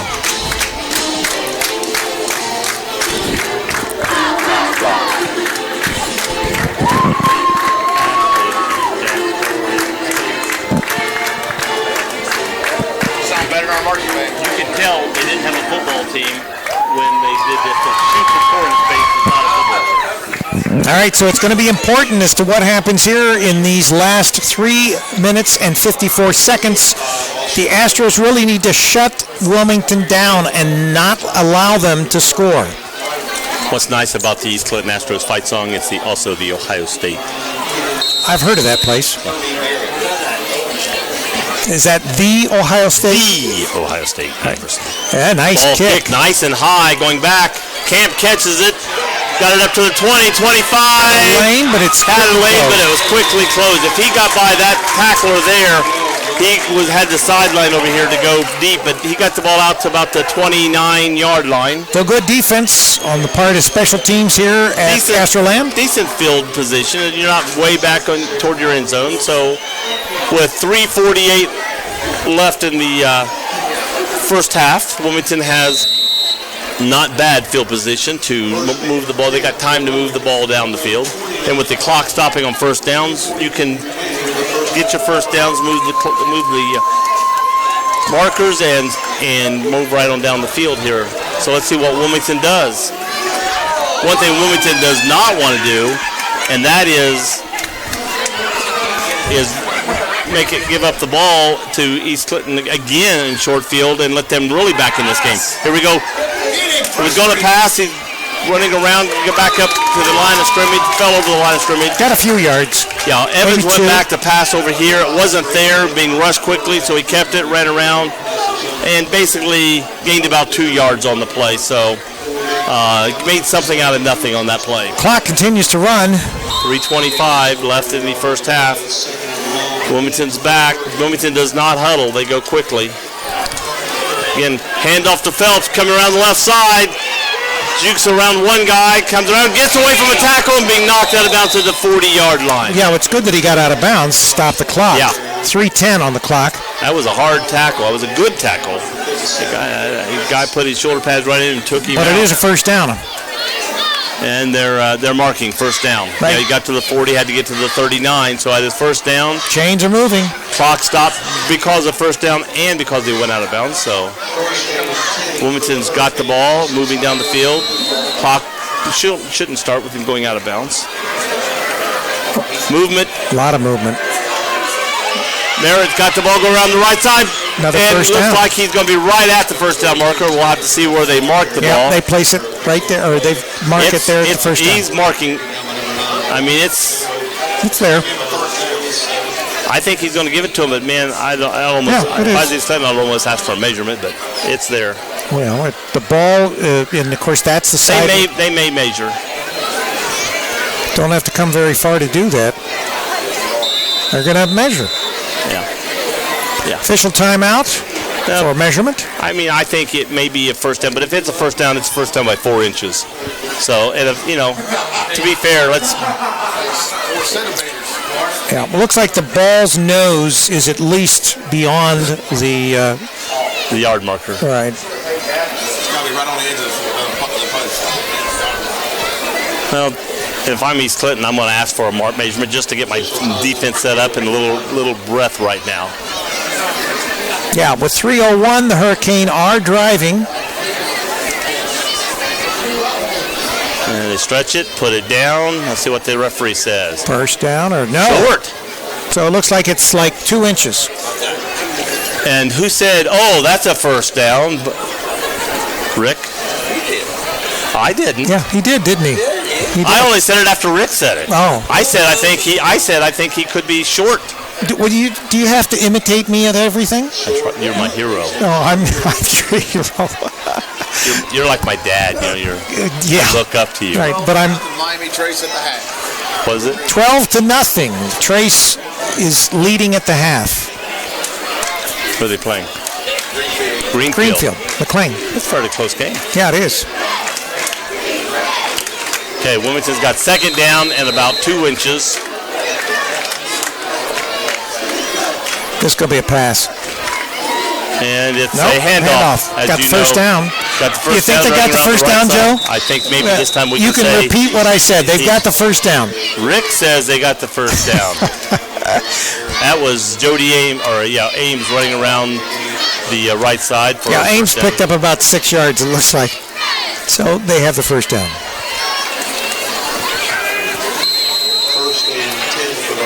Wilmington's got the ball about the 43 43-yard line, 1st and 10. 2:43 left. This is a pass. Throwing this side to Matt Smith, who catches at the 40, Slips. turns, and is going to get about a yard over. So gained about 4 yards. It was 3 yards to the 40, 1 yard over. That's 4. So they're going to give him a yard over? Yeah. They are. Joe is right tonight for the first time. First time in my life. So it does look like it's a 2nd and about 6. 2nd and 6. They're more worried about the clock at this point than the yardage in a way. He's running to quarterback, running to the right. Evans looking, throws the ball. Almost picked off. Defense made a great move, jumping in front of the receiver. Ball went through his hands and almost still caught by the receiver, but then the ball went through both of them. Right. Very dangerous pass there. It was a dangerous pass. Shouldn't have passed that ball. Yeah, that's not a pass. That's the pass you see in pros that's picked off quite often, where the quarterback throws it out in the flat. And the defender, if he's right beside the guy, has just one step and takes 3 yards off the angle of the ball. All right, so we have a 3rd and 6 from the 39-yard line of the Astros. Ames in the backfield. Takes off to the right. Quarterback's running to his right. Evans throws out off Merritt's hand. Merritt turned to look to where he wanted to go before he snagged the ball in. So it's going to be 4th and 6. 4th and 6. 1:59 remaining in the first half. Okay, Wilmington. Is he going to punt the ball? Yeah, he didn't want it. With almost 2 minutes to go here in the half, he's not going to take a chance on giving East Clinton the ball near midfield. So the Astros are going to have the ball. I think if he got to where it was 4th and 2, 4th and 3, he might have went for it. So that's. Now let's watch to make sure this good snap. Could be snapped to Jake. No, it's not. Thrown it over his head. Ball's punted. Good kick. And ball is going to be rolling down, rolls dead about the 5-yard line. All right, so the Astros, if they're going to score, they're going to need to drive a good 95 yards. 1:49 left in the first half. Wilmington Hurricanes are leading East Clinton Astros 21-3. 21-10. 21 to. Oh, I seen the. What's that 3 famous? Oh, that's 3 timeouts. I saw 3. I know I saw 3. I turned my head. I saw the 3. It's turned my head. Big Ten. The Big Ten. Not the little 3. The Big Ten. Really? Yeah. God. What East Clinton does not want to happen here is a turnover. No, not this deep in their own territory. They're at the 5-yard line. And a handoff quickly up the middle. They're trying to just run safe plays here to get out away from the thing. 1:39 and clock still moving. Yeah, I don't Second down. They're not. They know they get the ball back in the second half, so I think at this point what they're content to do, down by 11 points, is this far back is just not lose the ball. Right. And running left clock off, the Wilmington's not going to get it. Yeah, they don't want Wilmington to get the ball back. 2 things you don't want to see happen here. One, turnover. Is a turnover, and the second thing is a run back for against Wilmington. Wilmington doesn't want to see that, and put East Clinton back within 4 points of them. Right. Handoff up the middle, fake the pitch, hands off up the middle, and he's pushed back. So what do we got, a timeout? Timeout, Wilmington. Wilmington's calling a timeout. Number 27, Cody Fosbrick, was the runner there. Is that 3rd down? Yeah, that's the big 3. Third the down. Big 3 for 3rd down. Well, there's so many 3s on the board. Yeah. 2 5s. Got a full house. Now the 5 goes to a 10. All right, so it's a 3rd and 5 from the 10-yard line. Oh, wow. 3rd and 5 from the 10. I learn something new every day, I tell you. That's what I love about football. It's exciting. If you found money, it's ours. Yeah, I get it all money. Oh, you didn't find money? Oh, I thought maybe you found some money. I can give you the serial numbers.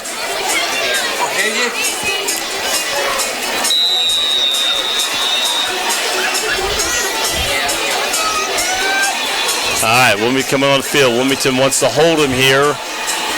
Less than a minute to go in the half, and if Wilmington can hold him on this play and call another timeout, they're going to get the ball back, hopefully in decent field position. See what happens. See what kind of pressure they're going to put on him. Looks like they're about ready to rush up the middle. Pitch out to the right side. Trying to get around the corner. Around the corner. If he does, let's see. Take it out of bounds, I think, prior to the first down marker. Again, that was Osborne for Anthony Osborne for East Clinton. It's going to be fourth down. 50.6 seconds remaining, and I think that fourth and 4. Yeah, and obviously we're going to get a punt here, and once again, sort of a dangerous situation because you're deep in your territory. You cannot afford to have something go over your head. We've already seen one bad snap the grass is wet out there. We've already seen one bad snap on a punt for Wilmington. They gave East Clinton a quick score.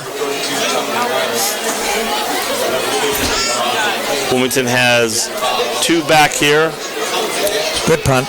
Nice punt. Jake Very Vaughn good punt. And Merritt takes the ball, catches it just short of the 50, going to run it back. He's over the 40, 35, 30, 25, 20. Still in bounds. Still in bounds, getting down to the 5-yard line. 34.2 seconds remaining. And Wilmington has the ball at the 5-yard line, I think. Let's see where they exactly mark it. Maybe the 6 or 7 where they're going to mark him out. Nice run back. Is he favoring his right shoulder? He looks like when he's going off his hand the running back, 32. Yeah.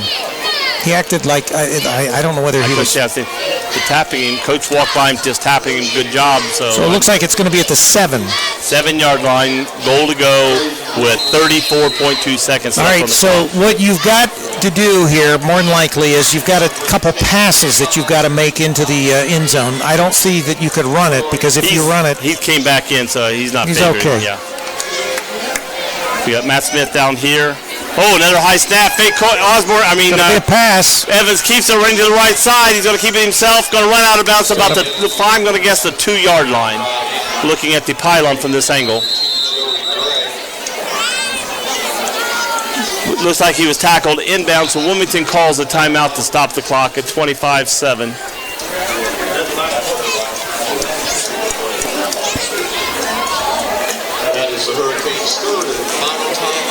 So Wilmington has no more timeouts to stop the clock. So if they wanted to go for a field goal or something on a run play, they don't. They're not going to run. I think they'll if they do anything, they're going to probably attempt some passes. And once again, if they're not good at the pass, then they can kick the field goal. Right. But I'm saying if it got down to the last play, you could try to run. If it got short, you could call a quick timeout and kick a field goal. Yeah, they don't have that available unless it goes out of bounds. 25 seconds still would give you. You would still be able to pass 4 times, but you could pass 3 times and then kick a field goal on the fourth. Right. So Wilmington's got all the options here as far as he doesn't want to get caught in the backfield for a loss. And they would love to at least put 3 more points on the board. Yes. 3 more points would give them 2 full touchdown lead. It's a run. Phelps has the ball. And touchdown is given. The touchdown marks are up with the 3-point as in basketball. So Wilmington scores with 19.7 seconds remaining in the first half of play. Now it's going to be a 3-score lead for Wilmington. That was kind of a backbreaker there. Yeah, that hurt. East Clinton had driven down and scored, and we're going to get the ball again in the second half. And it takes the wind out of that it does take the wind out of their sails, so to speak. Henry back to kick, Camp to catch, hold. Ball up. It's good. Looks good, and it's through. I wait for the referees to say it's good before to make it official, right? Make it official. 19.7 seconds on the clock, so Wilmington will probably do a squib kick here. So the Hurricane lead 28-10 now against the Astros. East Clinton's one of those teams that just won't go away. They're a well-coached team. They're a rebuilding team, and Jeremy's doing a great job of rebuilding the program here. And I look for in the future that I talked with Jeremy before the game began, and of course, he's there's obvious frustration, when you have been unable to put a win on the board, and obviously these kids, they want to win. It's not that they don't want to win. Well, looking at the seniors that are on here, Anthony Osborne, Carrier, Cameron Connor, Hey, Here in Livingston. These something that I Buffaloes- see about all that? None of them were on your track team. No. No. I bowled against Cameron Connor at Wilmington just on a Saturday afternoon. It's a squib Whip kick. kick. Scooped up about the 33-yard line and ran back just over the 40. That's going to be okay. So I guess we've got a stoppage until So they place the ball and start the clock. they'll start the They'll clock. put the ball right at the 40. I don't think East Clinton's going to attempt anything other than maybe go into halftime and regroup. You know, and my opinion on a lot of times you're taking that. My opinion, if you're the underdog, and you're probably a 3 touchdown or 4 touchdown deficit coming into this game as far as the Vegas odds. I don't see anything wrong with sending somebody deep, throwing a deep pass here. What you got? You're already behind. You got nothing to lose. I say go for it. If he catches it, runs in for a touchdown, now you're coming out second half excited. well, the main thing you don't want to do is turn the ball over and allow Wilmington to run it in for a touchdown. They're going to do a Running handoff. Osborne has it. Doesn't Looks get- like basically no doesn't get gain. anything. The clock's running and it's going to run out.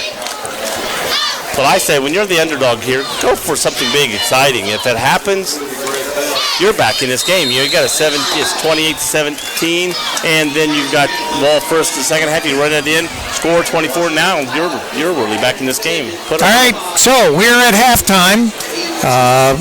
It is homecoming here for the Astros, and there's going to be some festivities, and our press box is filling up. I just said it's going to be some Festivities. food. Well, yeah, don't count on that. 28-10, the Hurricane lead the Astros here at the end of the first half of play. The Astros will have the ball beginning the second half. I'll see if I can pull up some real quick scores for you here. Doing good.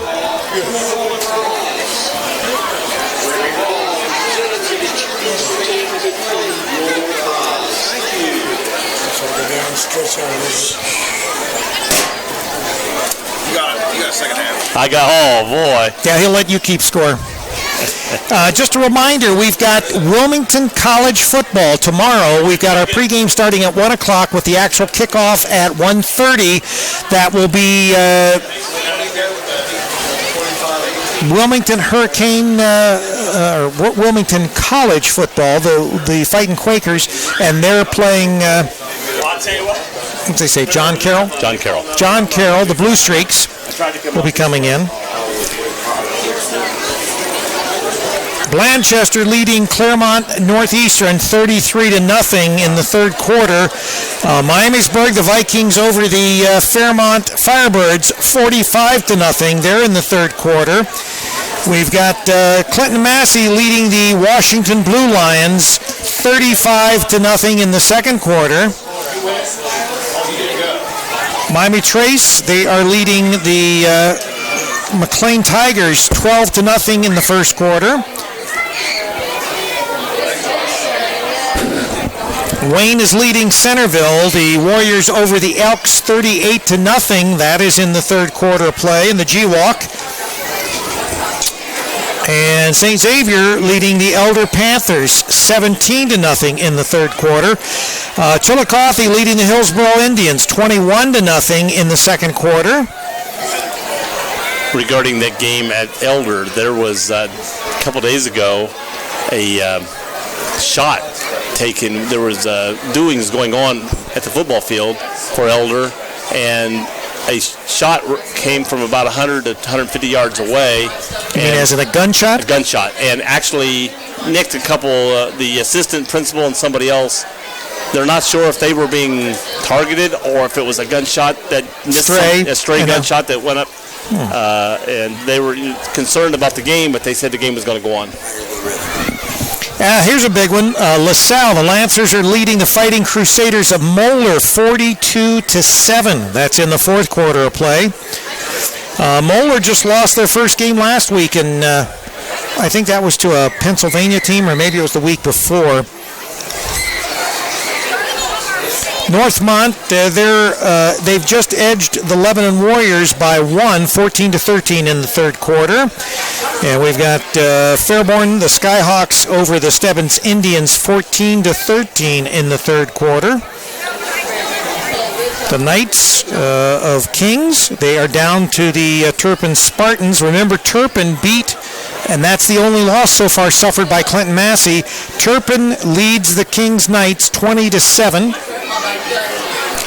Unioto, the Shermans over the Panthers of Southeastern 14-0 at the half. Loveland, they are down by 14, 28-14. Anderson leading the Loveland Tigers. Oh, Coleraine beating Mason at the half, 13-9. That is at Coleraine Stadium. Mason's got a good team this year, and we actually did a Mason game a couple weeks ago. We have Mason, and they were playing the Lakota West Fire. And I know Coleraine last year had a very, very good football team, so that's, you see 13. Yeah, in fact, we also have that Coleraine Mason game from last year. Coleraine edging Mason. Dunbar's all over Meadowdale, 44-0. That was a final. Lakota East 24, Hamilton 7. Sycamore over Fairfield 21-7. That's GMC scores. And Northridge is over Dixie 14-7 in the second quarter. Waverly at the half leading the Valley Indians 27-0.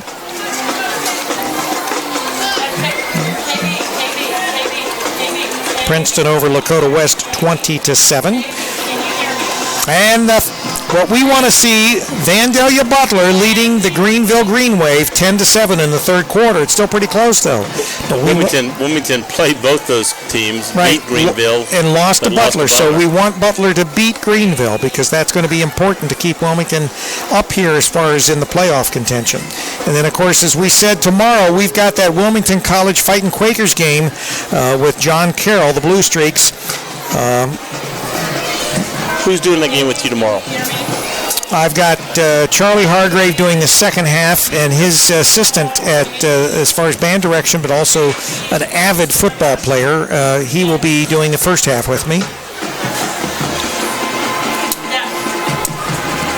Well, I can see it takes two guys to take my job on it. I can understand that. So how many Wilmington College games have you done with us? One. Okay. That's all I needed to do, and boom, my name's out Well, there. I mean, you set it in stone. That's you know, it. once you've done a game, you ruin it for everybody else. You put that bar so high, it's unattainable. It is a high bar. Right at 14 minutes left in halftime. Right, 28-10. The Hurricane lead the Astros. What yard is the ball on? It's going to start from the 25 or the 30 or the 45 or wherever they kick it. So I'm going to take a break here, Joe. If you want to tell them what's going on the field right now, feel free to do that. All righty. And right now, the East Clinton band's off, and the Wilmington band is facing its own crowd. Play music on the other side. Tonight is homecoming for East Clinton. Got some information here at East Clinton. There's some people here. Talk about Jeremy Yankee. Jeremy Yankee is a 1991 graduate of East Clinton High School. He was a four-time letter winner at football, a member of the undefeated 1989 Kitten Trace Conference Championship team led by Herb Mahalik, and two-time letter winner in track. Jeremy became the head coach of the East Clinton Pee Wee football team in 1992 after spending the 1999 season as a wide receiver coach for Hillsborough High School under the head coach of Herb Mahalik. He returned to the Pee Wee program in 2000. Yankee was the head coach for the Pee Wee Astros for 22 years total, only suffering one losing season in 1992. He lives in Sabina with his wife Stacy of 23 years. They have three children. Paige, she's at Marshall University. Kelsey at Southern State Community College. And Cameron at East Clinton High School. So, and we'll talk to Jeremy after the end of this game and get some insights on the program and what he's doing here. Jim Marsh is the athletic director for East Clinton Astros. Jim is in his fifth year as the athletic director at East Clinton High School, Middle School. That shocks me because I remember when he came here, it just seemed like last year or the year before. He has 25 years plus years of athletic administration and coaching experience in higher education. He comes to East Clinton after spending nearly 18 years at Wilmington College as a head wrestling coach, assistant football coach, and athletic administrator. While at Wilmington College, Jim notched 1 NCAA Division III national champion, 16 NCAA Division III All-Americans, and 26 NCAA Academic All-Americans as head wrestling coach. He was also the offensive coordinator for the Wilmington College football team for 14 years, and his offenses and players hold the majority of the all-time records offensively at Wilmington College. Jim has a master's degree from West Virginia University, a BS from West Virginia Tech, and graduated from Hillsborough High School. He also coached and taught at Bethany College, West Liberty State College, and West Virginia Tech. He also spent 3 years as an operations manager at a corporation in Dallas, Texas. He is married to Tisha Marsh, and they have 3 children, Garrett, Trent, and Sloan, and they reside in Wilmington, Ohio. The athletic trainer for East Clinton High School is, he just has her first name here, Carrie. Carrie Terrell. Carrie enters her 17th year as athletic trainer at the Center of Rehabilitation and Sports Medicine of Highland District Hospital, serving East Clinton High School. Carrie is a 1994 graduate of East Clinton High School and a 1998 graduate of Ohio University. She received her master's degree in education from Wagner College in Staten Island, New York in 2000, where she served as an assistant trainer. That's 3 of the people here for East Clinton High School football: your coach, your athletic director, and your trainer.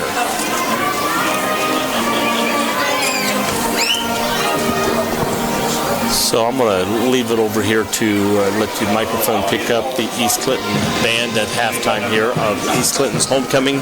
9:43 left in the halftime.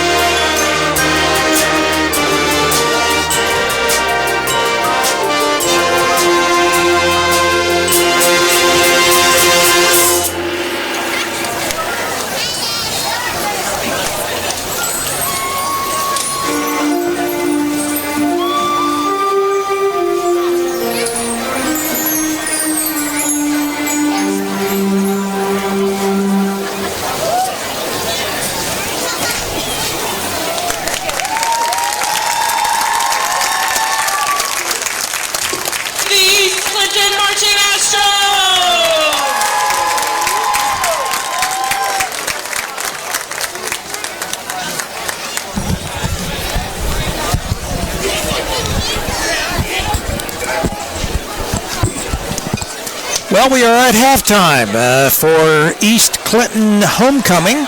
The Wilmington Hurricane lead the Astros 28-10 at the half, and we'll have the second half of play. We've got about 3.5 minutes left here.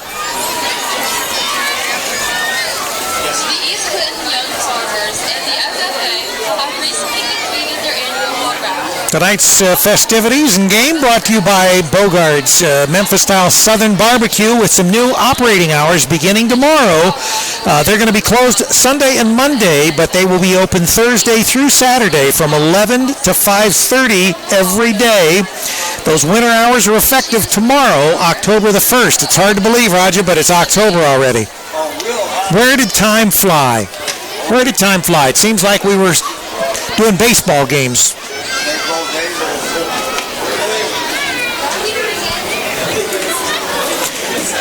Rick Phillips with Roger Thompson on our camera, and Joe Davis is out probably getting him an Astro burger or something. Joe Davis not too coherent in the first half. Maybe we'll get him some medication here for the second half so he'll be able to be a little more coherent. Going to take a quick eye test, is that it? Cataracts, yeah, he got to get his cataracts removed. Maybe he just needs a good pair of glasses. Yeah. He's been buying them at the dollar store. They just don't work that well. Those dollar store glasses are not that strong.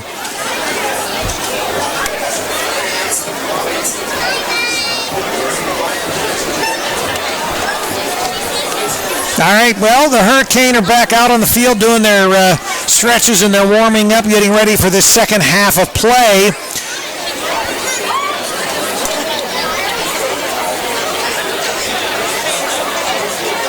The Astros are going to have the ball in this second half for the first series of downs. I think it's going to be, once again, as we said, even this last quarter, it's going to be critical. We'd like to see, to make the game competitive, it would be nice if East Clinton could come out here and drive and put some points on the board.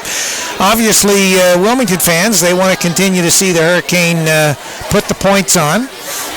And, of course, being cross-county rivals, you obviously have a little extra, and it being homecoming tonight for East Clinton, they want to make a good showing as well. And just a side note here, we will have the Astros head coach Jeremy Yankee will be here after the game to talk some turkey with us, maybe even a little football. Well, it is October, so we're getting close. And just a reminder, tomorrow we've got Wilmington College football. The game with our pregame starts at 1 o'clock with the kickoff at 1:30. And then tomorrow night, we're going to be broadcasting live from the haunt, right? Yeah. So we're going to be talking to some goblins and ghouls and maybe some clowns. There's some clowns there, right? Yeah. Yeah, and we'll have a clown probably there filming. Oh, that's you, Roger. You stepped in that.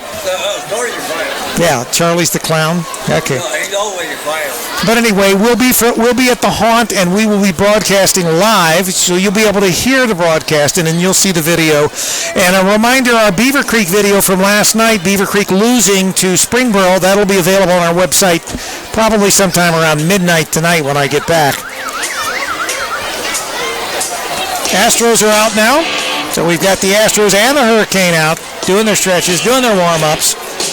And they invited our scorekeeper back for the second half since he did such a great job in the first half. I said they invited you back for the second half since you did a good job in the first half.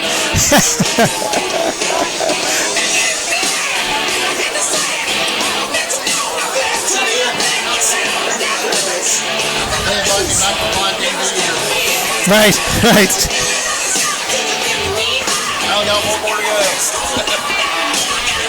Joe Davis is back.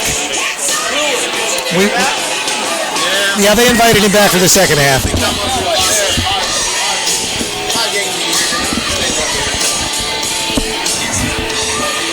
I was getting loving for my East Clinton and Myers while I was down there. That's better. Yeah. Getting loving for my East Clinton and Myers while I was Well, you got admirers everywhere. I had a couple girls that play volleyball that were saying they love me as an official. I had a couple girls on the basketball team that says, I hope you referee our basketball games this year. Yeah, Hillary. Okay, tell us. So, hey. You're a legend in your mind. I'm a legend in my own mind. All right. I'm surprised they didn't nominate you for a homecoming king or something. Yeah, that's true. I'm here tonight. They could have did that. Yeah.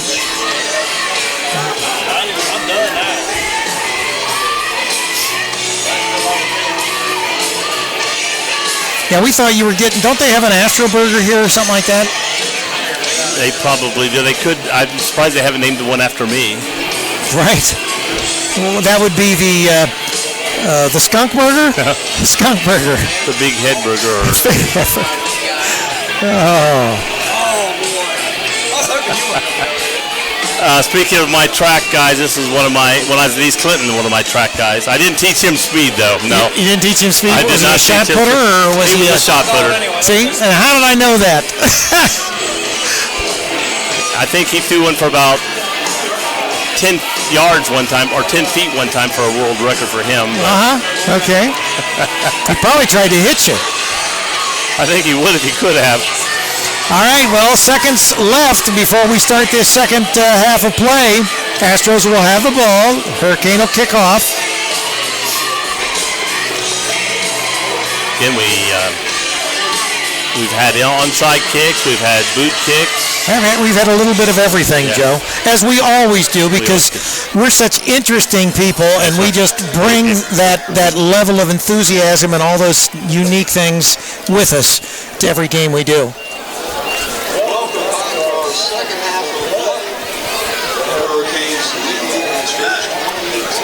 You still in school? Did you graduate? Graduated. You're an old man now. Did you see that? I took a nice halftime picture and posted it to ScoreStream. Nice, but I'm not in it.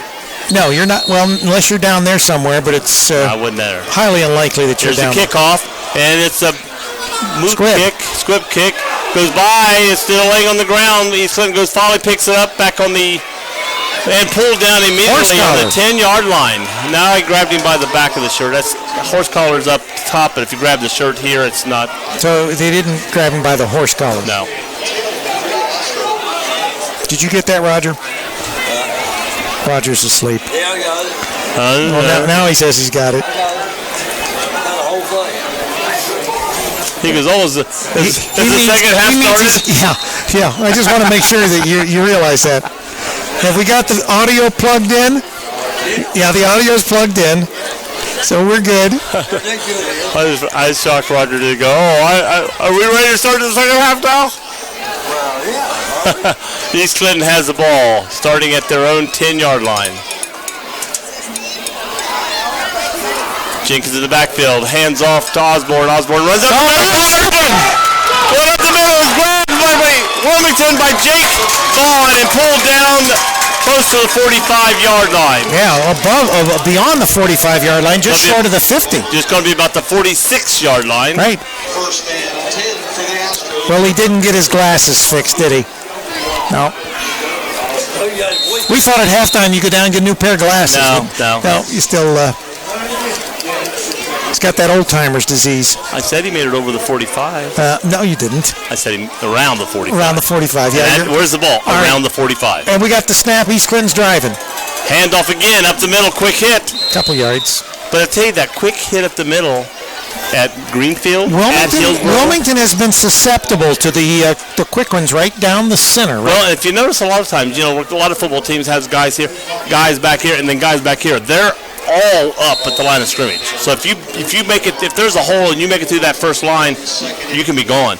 Luckily for Wilmington that time, their speed caught up with him and was able to tackle him. So we got a 2nd and 8 from the 48-yard line.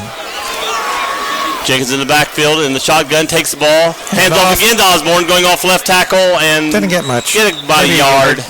Brought down that time. It's going to be 3rd and about 6.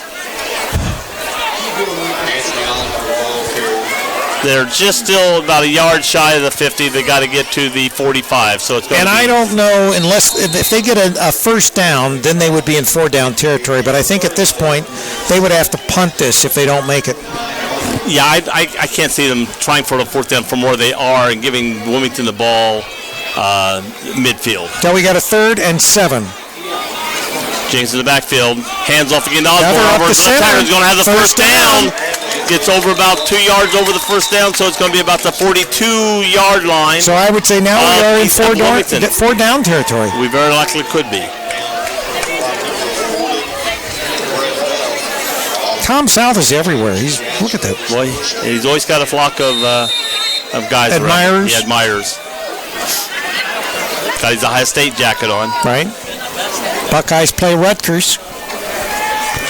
I think the big one is the one that I told AJ that his Michigan team's going to get beat by Wisconsin tomorrow. I hope AJ's listening to that remark.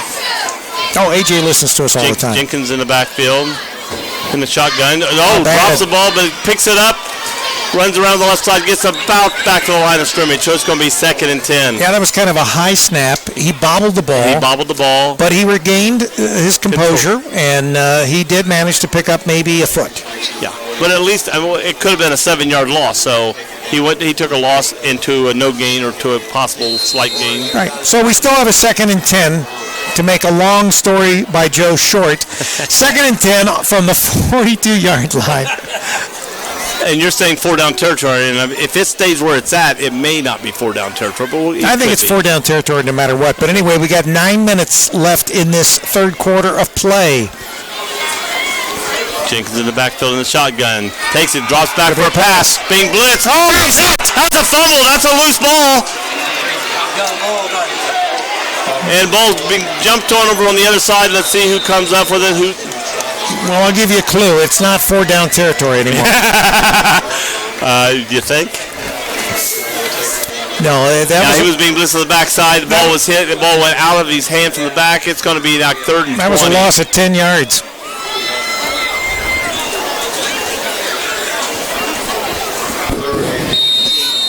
So 3rd and 18, 8-yard loss. 3rd and 18. From the 49-yard line, so the Astros are now back in East Clinton territory.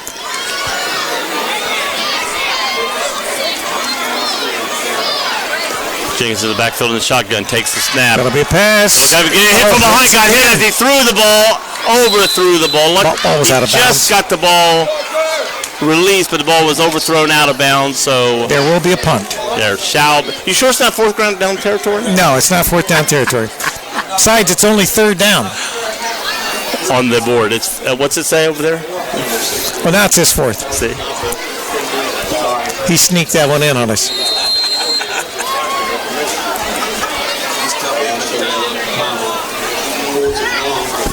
That's why I didn't let him hang around my track practices at East Clinton. There's the punt. It's briefed! Ball is rolling backwards. East Clinton jumps on it. It's going to be, looks like, marked about the 26-yard line. Wilmington takes over an excellent field position. 26, 27-yard line, maybe. 27? 27-yard line.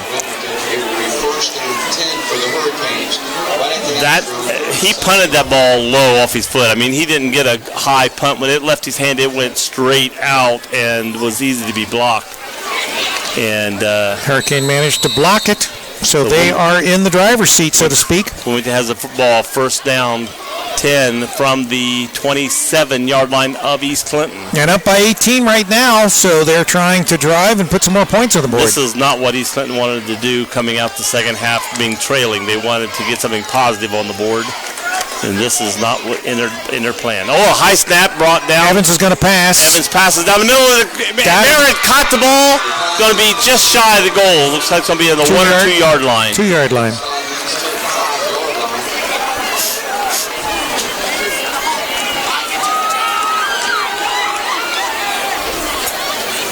Tony made a great catch. He's going out now after that great catch for Wilmington.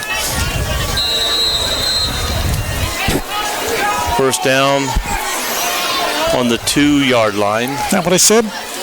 That's what he says. I looked. That's what I'm going by him. You're going by the official? Going by him.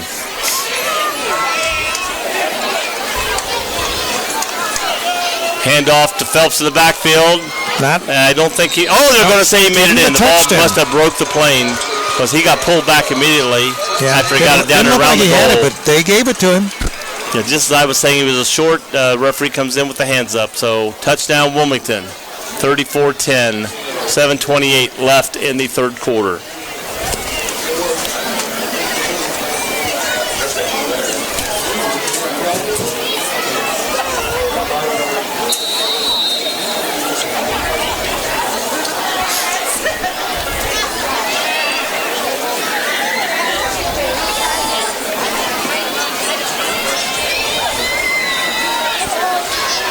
Ball down, kick is good. 35-10, Wilmington leads, 7:28 over the East Clinton Astros here in the third quarter of the game. Wilmington is going to be kicking off to East Clinton.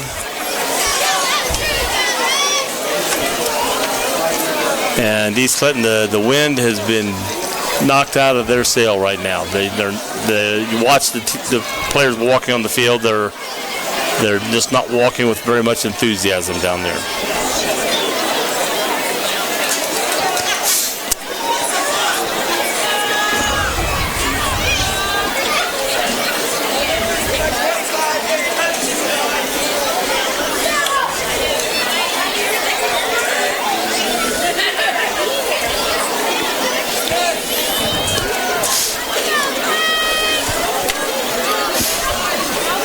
Okay, Wilmington's got placing the ball in the left hash of the 40-yard line. East Clinton has 2 to 3 men deep. We've got right across the field.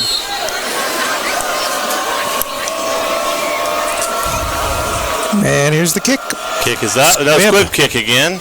Scooped up again on the 30-yard line, run back to the 35, hit, and knocked back. So it should be East Clinton's ball on the 35-yard line. 34.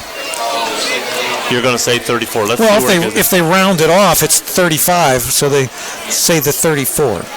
He's going to take him back to where he was knocked back. 33. Didn't give him the forward motion. 34. 34? He had the ball at the 35 when he was knocked back. I don't know why, but he went down to 34, and that's where they're going to mark him. So the Hurricane lead the Astros 35-10 in the third quarter. We've got 7 minutes and 23 seconds remaining in this third quarter of play. We'll update you on some scores here shortly. Takes the ball, hands off to Osborne coming up the middle, hit immediately up at the 35 and pushed back. It's going to be about a yard gain, maybe a 2-yard gain.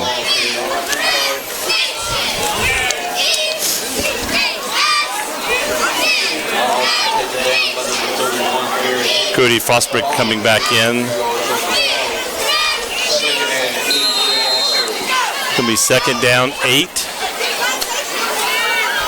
East Clinton runs a couple players in and out here.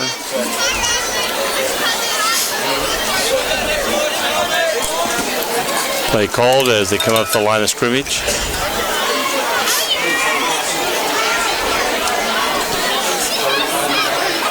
Wyatt Floyd deep down the right side here. Handoff up the middle again. Breaking out to the right side is Osborne. Gets out to, just as he was getting to the 40. Nice tackle. Yep, just short of the 40-yard line. Just 40 of the number 23 for Wilmington. I don't have a roster here, so number 23 for Wilmington made a nice tackle just short of the 40-yard line. It looked like he was going to get to the 40 and maybe 2 or 3 yards over, and with that great tackle. Made it third and about 4. Blanchester beats Claremont Northeastern 33-0. Miamisburg beats Kettering Fairmont 45-14. Wayne beats Centerville 45-8. Jenkins in the backfield takes a shotgun snap, throws it out. The receiver, Wyatt Floyd, didn't turn around quick enough, and Wilmington almost picked that ball off. But ball was knocked out of bounds, and it's going to be 4th down, and we're going to see a punt here. In the third quarter, Clinton Massey all over Washington 42-0. Wow. That makes that game against at the end of the year even bigger at this time, and it makes the game next week Let's see what Wilmington Yeah, does. can against Washington come back? Right. Yeah. Springfield over Xenia, 27-10 in the third quarter. Here's the punt. Up, got a nice high punt. kick this time. Going down the field. Caught, can't catch it, not a fair catch. Being hit, gets away. Still trying to get away. Couldn't get away. The guy had him by the foot. And he gets the ball about to the 35-yard line. Got about a 4 to 5 yard return on that ball. So Wilmington has the ball at the 30, their own 35-yard line. Miami Trace over McLean, 19-0. 5:32 left in the third quarter. Wilmington still leading 35-10.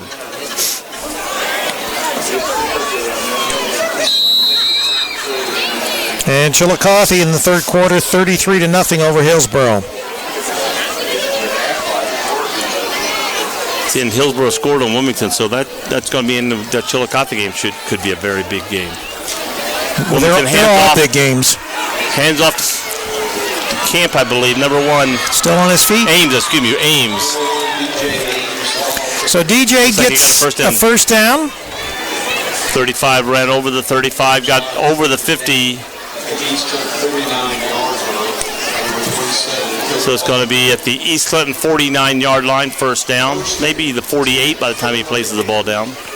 Actually, it's going to be placed on the 48.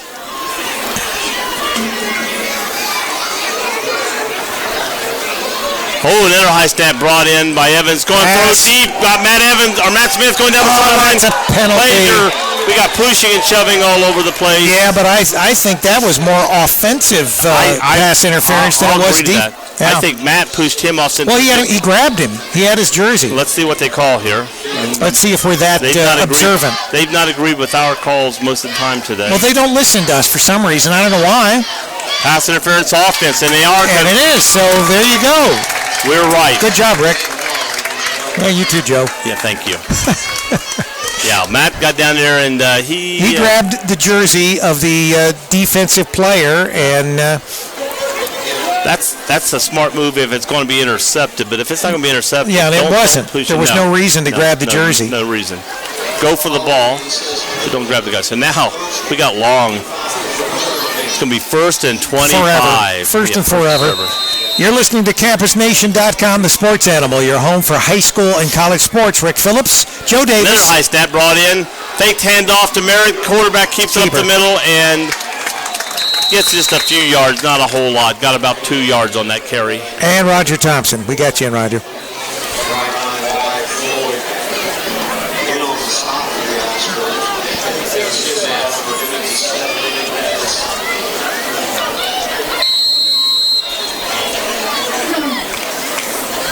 Going to be about 2nd 22.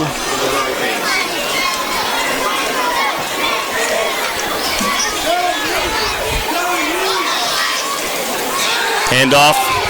Quarterback keeps it. Take the handoff, kept it, and East Clinton rushed in the backfield. Tackled him for about a 1 yard loss there. 49-0. Clinton Massey over Washington Courthouse. I think Massey is trying to make a statement here that if Washington thought at 5-0 that they were going to compete for the league title, it wasn't going to happen this year. So maybe they're sending the Blue Lions off to the new league saying... yeah, I don't think there's any love lost there. No. If they say you went out of this league because we beat you in football, well, we're going to beat you bad in football all the way out. They're really putting it on them, that's for sure. And that is at Massey. Oh, another high snap. Brought down. Here he comes. Throws out here to the outside to like Ames. Ames running around.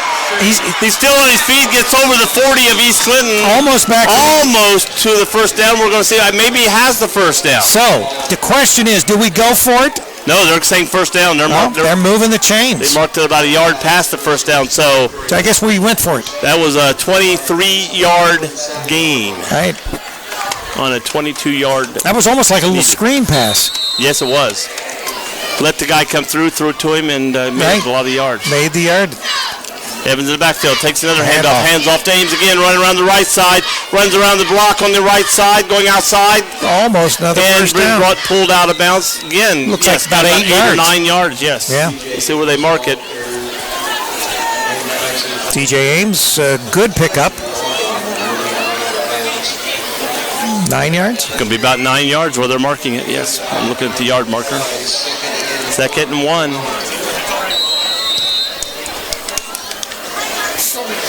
Plus, this game's almost. You want to just go ahead and let's go home. I'm sorry. That was a joke. That was in the backfield. Takes it. Hands off to Ames, going up the middle. Hit. First down. Got the first down and 2 or 3 yards plus.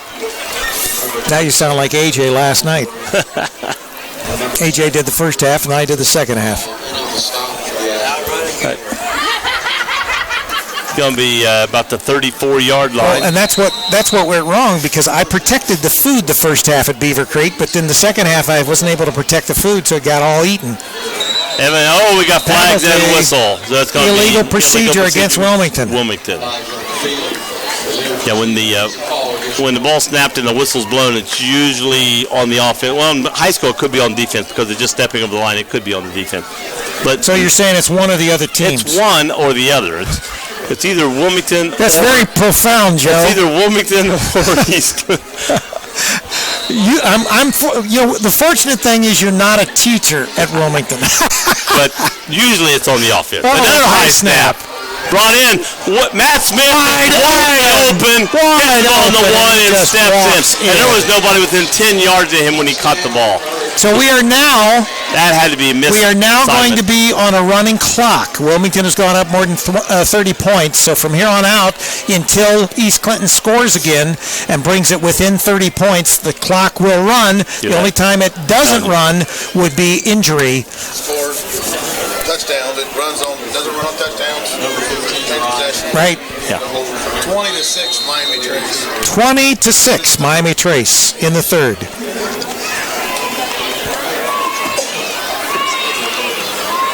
So the Panthers are leading in that. Henry back to kick the extra point. Down, kicked up, high, and it's good. Score, 42 Wilmington, 10 East Clinton, 3:13 left to go in the third quarter. Well, you're getting a lot of these other scores saying final. We still got but a lot of these teams, like in the G-Walk and the GMC, they start at 7, and we start at 7:30. So that's why we're sort of behind. And we had homecoming tonight, which probably delayed us a little bit more. Well, it might have. They had to put the crown on your head, the tiara or whatever. 3 minutes and 13 seconds remaining in this third quarter of play. Wilmington ahead 42-10. So we are going to be under the running clock.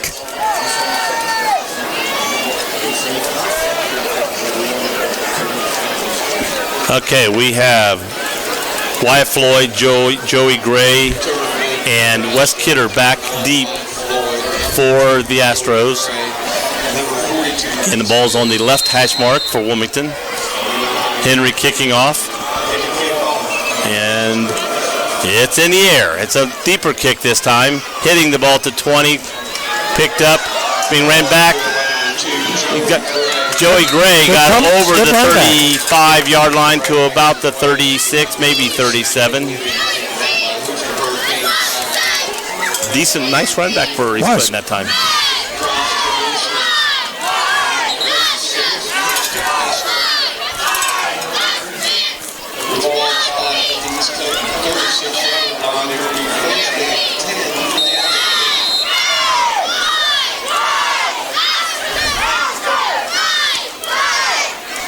Okay, East Clinton's showing. They're throwing the footballs again. Spread wide. Roger, they just can't get them up here to you. They throw like girls. And did you notice that? Those girls throw the ball like girls? Yeah, well, football. Yeah. Those little tiny footballs? Yeah. That's why they can't get him up here to Roger. Roger, he had his arms open. If they threw a ball at Roger, I don't think they were throwing it to him. I think they were like throwing it to like, stay away from me, you know. Well, that's possible too.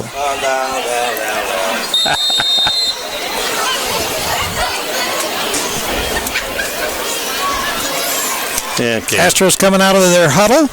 Ball placed at the 39 just short of the 40-yard line. A 2nd and 7 for the Astros.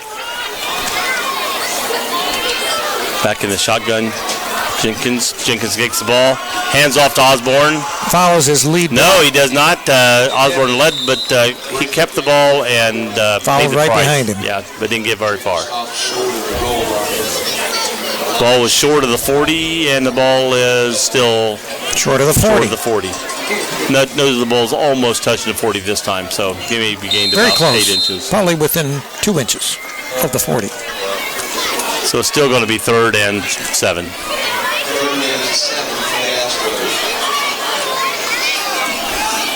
1:23 left remaining in the third quarter. Jenkins back in the shotgun stance. 2 wide receivers on each side. Going to be a pass. Going to be a pass coming deep down the front. He's got wide open and overthrows him again. Yeah, nice pass. Joey Nice spiral. Just a little too far. He let him. Joey Gray had beat his man, was about 2 strides ahead of his defender, and but the timing of the throw was good. Just a little out of sync. It's just all in the timing, and couldn't get that together. So East Clinton goes back in punt formation. We have Camp and Merritt back for Wilmington. This will be the last play of the third quarter. Should be. It's down to a 38 running clock. Ball Bad up, punt. short punt. May hit. Gets a good East Clinton bounce. Yep. Hit the ball, hit just over the 50, but rolls down to about the 37-yard line. Yep, that's about right, Joe. It's a good thing it didn't hit an East Clinton in the back over here where Right. it came down, because 'Cause nobody then- saw it and nobody was yelling at them. And if that had hit them and went back the other direction, East Clinton, our Wilmington would have had great field. And they don't have bad field position now. The ball just about 13 yards shy of So it's midfield. not going to be the last play, because we've got one more play at least. Wilmington will be able to get off a snap here. 20 seconds left. 20, yep, and the clock is running. So this could be, depending on if it's a pass play or run play, the last play of the quarter. Handed off to Ames in the backfield. Gets nothing. Gets Loses. hit immediately. In fact, you lose 2 or 3 yards. And that's the end of the third quarter play, with Wilmington leading 42-10 over East Clinton. When we come back, it'll be 2nd down and about 13.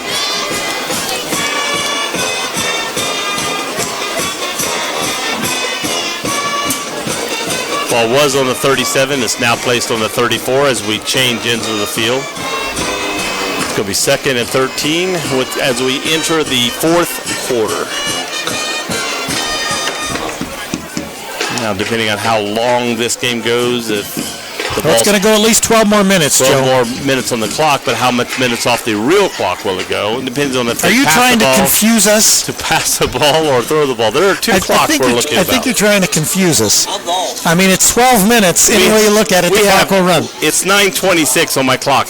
I bet you it's going to be more that's than your phone. 12. That's your phone. That's my phone, but it's my clock on my phone. Oh, okay. There's 9:26 is the time. That's the actual I time. bet you it's going to be more than 12 minutes going on my clock before the end of this game. Well, okay. All right. If he says I'm so. being very prophetic there. He's expecting maybe there's a couple timeouts because they call time.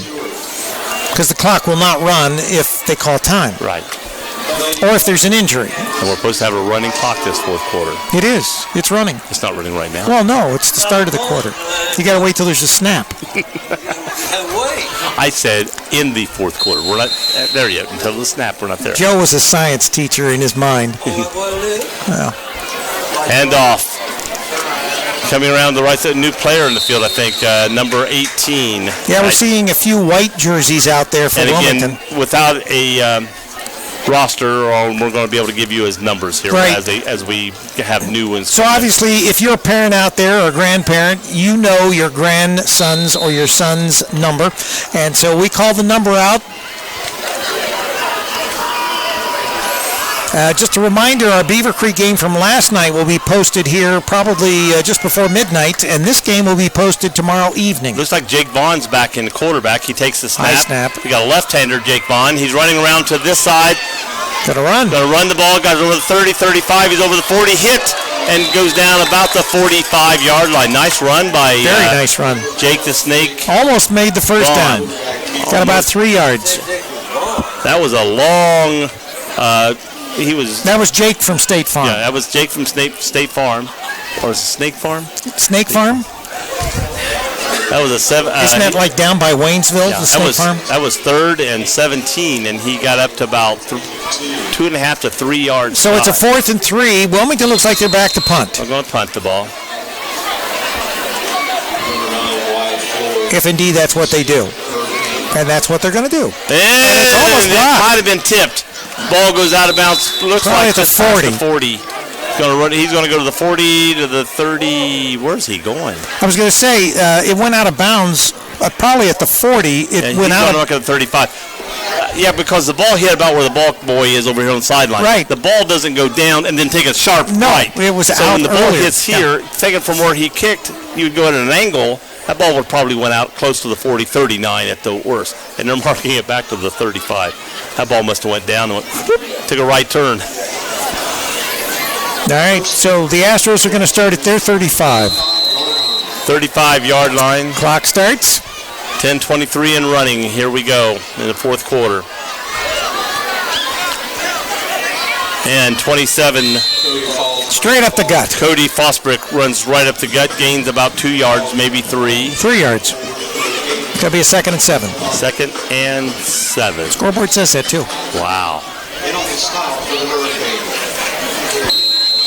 You can't see that way. Well, no. I got him the binoculars, but I don't. I can see right there. Oh, okay. You look there, I'll look there. This is the real He's life. awfully argumentative, you know? All right, Astros going to start the... Handoff up the middle of 42, was it? Didn't get That was much. probably West Kidder, 42. Might have lost. Well, they say it's going to be 3rd and 7. 3rd and 7, no gain. You're going to believe it right where it was. Right. And the clock continues to run.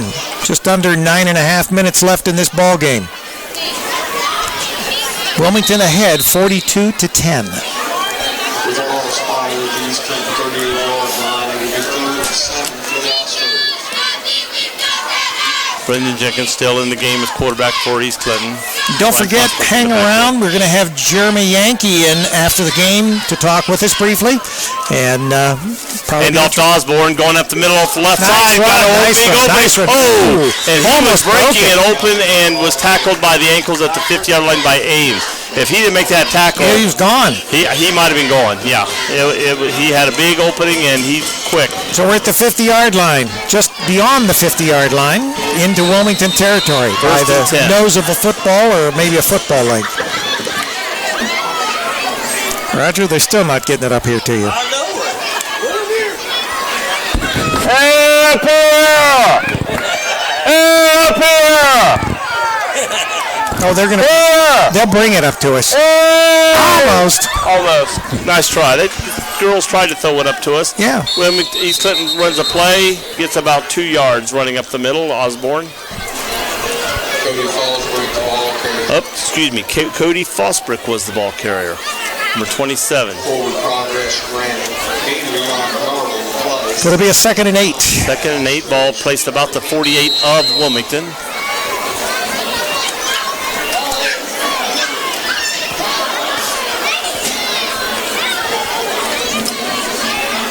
.47 and counting in the game in the fourth quarter.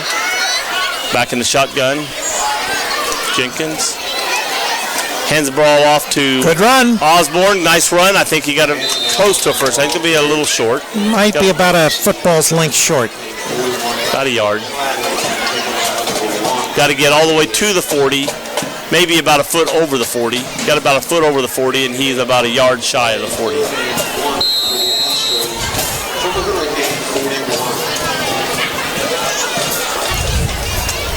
So it's going to be 3rd down and a yard. Rick's getting tired sitting down on it. 56 to nothing. They are... He's in the backfield. Yeah, so at the end of the 3rd, Hands off. Massey leads Hit, Courthouse. push back, still on his feet. 56 to Then nothing. opposed to Wilmington. That's incredible. Ball carrier.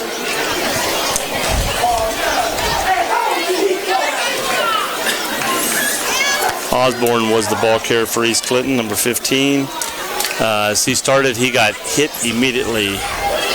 Hurricane Sports Gonna brought go to about you a by yard gain. Bogart's Memphis-style Southern Barbecue with They're new gonna get that hours first down. They're starting marking it tomorrow. fourth, but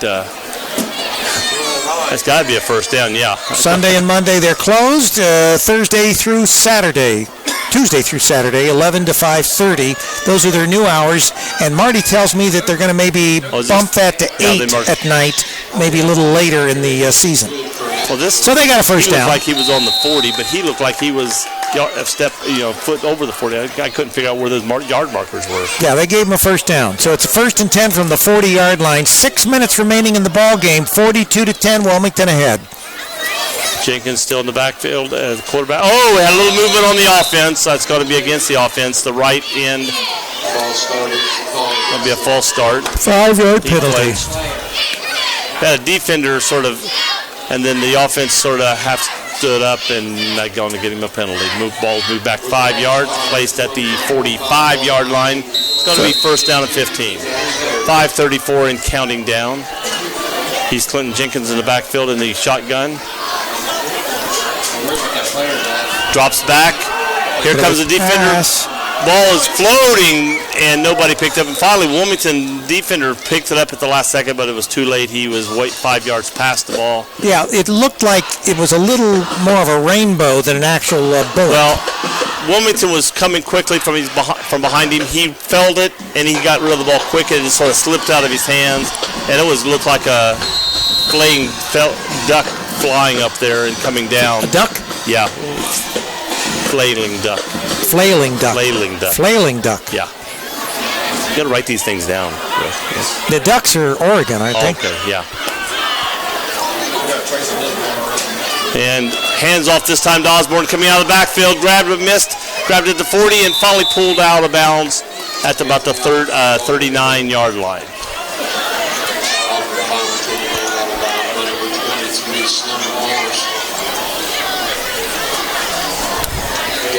Now they're going to put him up to the 38. The referees here with their markings, it tickles me today. One time they'll give him a yard, and the next time they take off a yard. Well, they got to make it even. I think that's it. At least they're not rounding up to the next yard marker again. It's going to be 3rd down and 9. Jenkins in the backfield. Shotgun takes it. It'll be a pass. It's going to be a pass over the right sideline. The ball goes through the receiver's hands. Jake Vaughn was there. Jake from State Farm.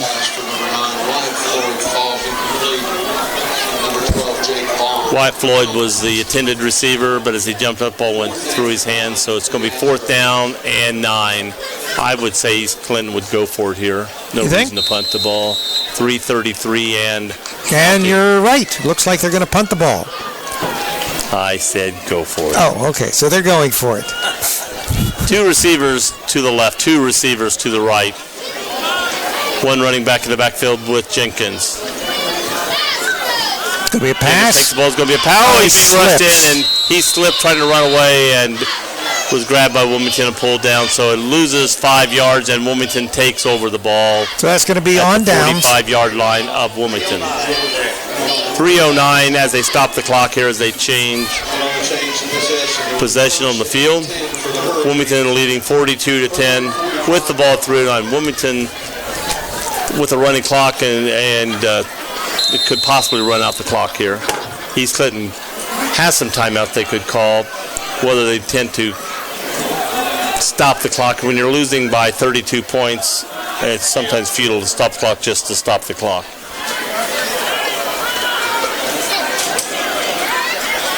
Hurricane looking for signals from the sideline. Everybody's down, and the quarterback is over at the sideline. Here comes Jake back in from the sideline. Got to delay a game against Wilmington. 5-yard penalty. Back to the 40. So it's going to be 1st and 15 for Wilmington. Ball on the 40, 2:26 and counting. That could have been intended, the run. Just run the clock, as much of it off the clock as you could. That's possible. Jake in the backfield hands off to number 17, who's hit immediately at the 40. Looks like it's going to be no gain. It's going to be 2nd down and 15.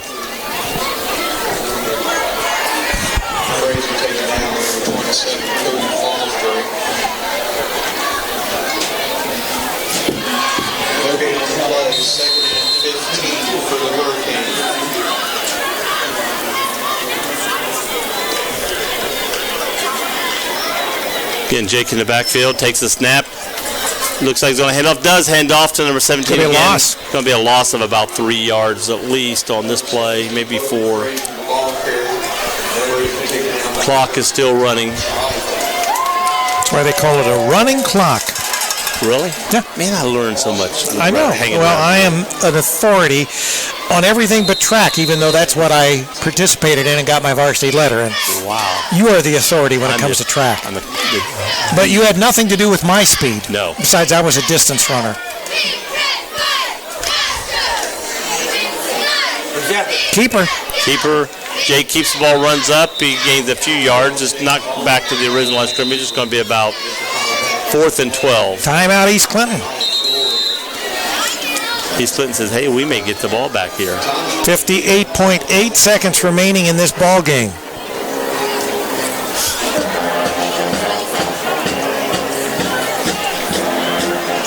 Wilmington plans to punt the ball back to East Clinton. East Clinton's going to get the ball with just under 1 minute left. They in the game. wanted at least one more try. Well, in a game like this, now what if you're East Clinton, you know you're not going to win the game with 58 seconds to go and you're trailing 32 points.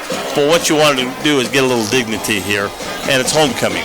So if they could take this last 58 seconds and score, you know, you do at least end on a happy note and something to build on for games to come. So look at it from East Clinton's standpoint right here. You know, they want to do something positive to happen. Let's see what happens here. We got number 9, Wyatt Floyd, back. We got the punt up. Punt's going. It's a nice punt. Wyatt catches it on the run, hit immediately, bounces off him, grabbed again, and grabbed by the back of the shirt, bottom of it, pulled around and slammed down about the 25-yard line. It's going to be East Clinton's ball. They're going to put him back up to the 27 where he was grabbed and swung back a while ago. They 44.4 seconds, but now the clock will start as soon as the ball's put into play by the official. Got to throw that ball out to the little ball boy. Here it There's goes. the whistle. Clock is running. This should be probably the last play of the game. I'm going to say they're going to pass. I'm going to say at least 2 more plays. 33-6, Miami Trace. And back to the Heikenwald keeps the ball. If he doesn't get out of bounds, it's going to be the last play, but he knocked out of bounds at the 40-yard line, 22.9. First down for East Clinton.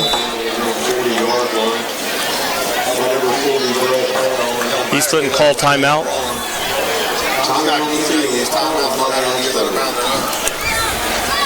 Yeah, with the running clock, you got it. Yeah, if he runs out of bounds with the running clock, it's not going to stop. So you got to use your timeouts, even though he got out of bounds. I was saying that I'm thinking regular football. I'm forgetting about the running clock.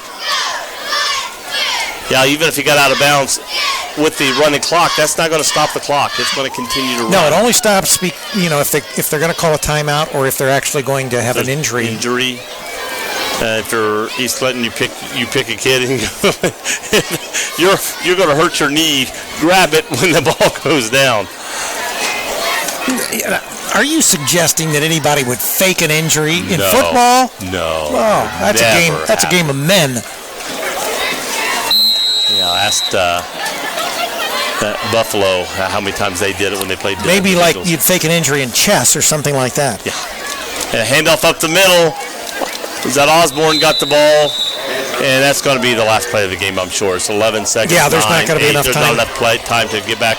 Players are getting set on the 50-yard line to meet at midfield and shake hands. And we want to remind everybody we're going to have Jeremy come up for an interview here after the game, so don't go away. And I'm sure he's going to meet with his team first, so there'll be a few minutes. It'll be a few.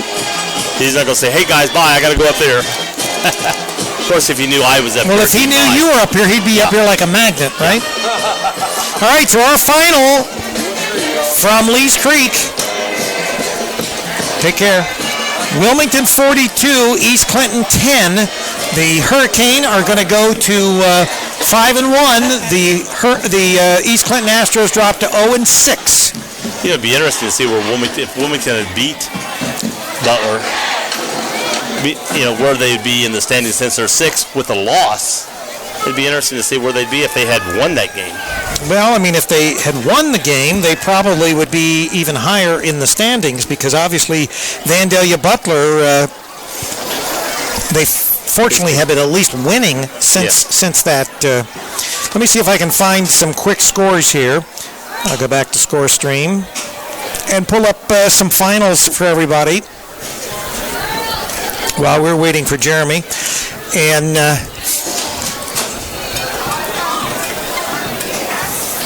final, the Norwood Indians 41, Amelia Barons 12.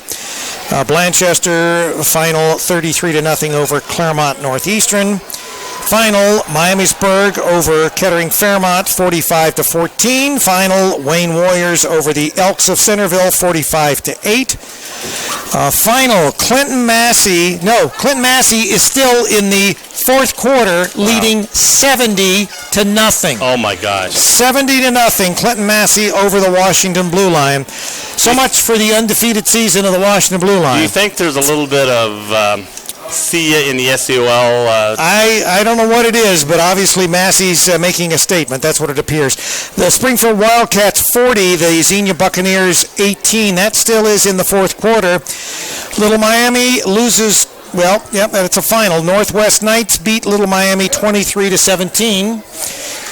McLean, they're still in the fourth quarter, down to. Well, no, that is a final now. 33-6. Miami Trace over McLean. Monroe Hornets over the Eaton Eagles 31-14. Valley View over Bellbrook 43-14. That also is a final. Circleville down. They lose to Bloom Carroll 37-10. Mechanicsburg beats West Liberty Salem 31-0. And of course, we said Clinton Massey beating the Blue Lions 70-0. And that's who Wilmington faces next week for homecoming, the Blue Line. Well, Wilmington's not shown they can blow these teams out like Chillicothe is beating. Chillicothe beat Hillsborough 47-7. I'll say it's not going to be more of a close game. Oh, I'm sure it'll be a close game. St. Xavier 31 and Elder 7. But you know what'll be interesting? If it is a close game, what does that say for the Wilmington-Massey game? Yes. You know, the second game of the last game of the season. Yeah, if they beat Courthouse 70-0, Wilmington comes back and beats Courthouse, let's say 42-32. Right. Yeah, Wilmington beat them, and they beat them by 10, let's say. But Massey's going to be saying, hey, this is our house and our game when they meet. It's going to be a very interesting game there. Well, obviously Massey has not lost a beat here. Franklin Wildcats 54, Waynesville Spartans 6. That's a final. Zane Trace over Paint Valley 31-0. Kenton Ridge, the Cougars over the Hill Climbers of Urbana 15-12. That was a close game. Bell Fountain over Tecumseh 34-14. LaSalle all over Moeller. That final is 55-14. Wow. Moeller down a little this year. They must be. Bexley over Madison Plains 35-6. That's out of the Columbus area. And then Northeastern's Jets over the Southeastern Trojans 42-14. That still, they say, is in the third quarter. Lebanon beats Northmont 35-14. Now, let's figure this out. Lebanon beats Beaver Creek by 7. And then Beaver Creek or Northmont beats Vandalia Butler.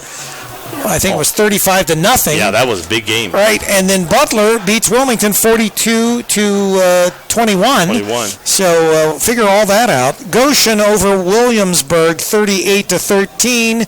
New Richmond over Western Brown. These are some of the teams next year in the new league. Well, it's not a new league, but it's new for us. 43-20. Reading shuts out Finneytown 59-0. I did volleyball there. Hey, this is a close one. So the final 70-0, Massey over the Blue Lions. Fairborn beats Stebbins by a point. Stebbins loses 35-34. Wow. Shawnee over Greenan 45-0. Alter beats Roger Bacon 65-13. Turpin over Kings, 27-7. That is also a final. McNick over the Carroll Patriots, 35-17. Unyoto at the half is what it's saying here, 14-0 over Southeastern. Anderson over Loveland, 35-14 in the third quarter. Oakwood over Brookville, 20-13 in the fourth quarter. Fenwick over Baden, 27-9. Bethel Tate, 28. Batavia, nothing.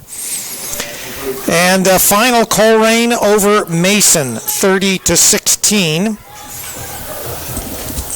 Is Roger reading his tag? Roger is, I don't know, he's reading his tag or taking a picture of it or something. Trotwood Madison over West Carrollton, 66-6. The Eagles of Chaminade Julienne, 28. Purcell Marion, 21. That is a final. And I'll be there tomorrow doing volleyball. You're going to be at Purcell Marion. Refereeing volleyball. All right. And Dunbar over Meadowdale, 44-0. That's a final. Lakota East just edges the Hamilton Big Blue, 31-28. That was our Beaver Creek score last night, losing to Springboro last night. Fairfield over Sycamore, 35-27. North College Hill, the Trojans over Cincinnati Country Day, 14-2. And Northridge over the Dixie Greyhounds, 28-13. There's Jeremy. I'm going to let Jeremy talk with another grad from East Clinton here. So you take it. Here, go ahead. You want to get your glasses so they don't get broke there? Jeremy, how you doing tonight? Well, I don't want to say it that way. How you doing, Jeremy? Because, yeah, that was a tough ball game. I mean, I can't say I wouldn't expected Wilmington coming in. And I think, we were talking up here. We saw a lot of bright things coming out of your team tonight. well, yeah. Unfortunately, couldn't. I'm not one for moral victories, Right. I mean, but yeah, we told the guys, they're at half. I mean, we got a punt there with a minute left, and our long snapper Joey's down there ready to make a tackle when he gets blocked in the back, and they get like a 50-some yard return, puts them inside the 5. So that was a turning point to go. If we go into the half down 21-10, right, it's a big difference. Right, and get the ball back and come back out. And we were talking about that up here. And the problem that we really have is when something goes wrong, a big play goes against us, we just kind of start to hang our heads. Right. And we've been guilty of that all 6 games now. Right. One thing goes wrong, it's just like, man, we start losing some of them mentally. And that was a key point in the game. We were talking earlier that one of the things you've got to do is come in here and get these boys turned around and adjust, and a thing of a winning tradition or thinking about a winning. Right. And, we're dealing with a group of seniors who have completed their career and won 7 games in 4 years. So right. They don't know success, and right. the kids behind them really don't know success. So it's a tough thing to do, to try to stay positive and believe that you can be successful when you really never have. Well, but a lot of these guys, I'm thinking you've probably coached in Pee Wee. Yeah, and they had success there. So yeah. They tasted victory there. I'm sure they're wanting that back. So sometimes you can get to that memory and say, guys, we had it before. Let's get this back. For sure. And we play. And East Clinton's had winning traditions in football before. We've had a few winning seasons. You played in one yourself. Yeah. In 1989, I was fortunate to be on the 10-0 team. But we've had through the school's history, we've had like 9 winning seasons. We've had brief periods of time where we were good. Right. The early 2000s, we had some tremendous talent. One thing about East Clinton, and I went to East Clinton. Mm-hmm. When I played at East Clinton, we didn't have football until I was in junior high. Yeah. Okay, I played a couple years of football, and then I didn't play football. There was no tradition of football. My brothers didn't play football. I was athletic. When you're at East Clinton, to be successful, you need every athletic boy there that's available. Agree with you 100%. And if you don't, it's hard for you. Yeah.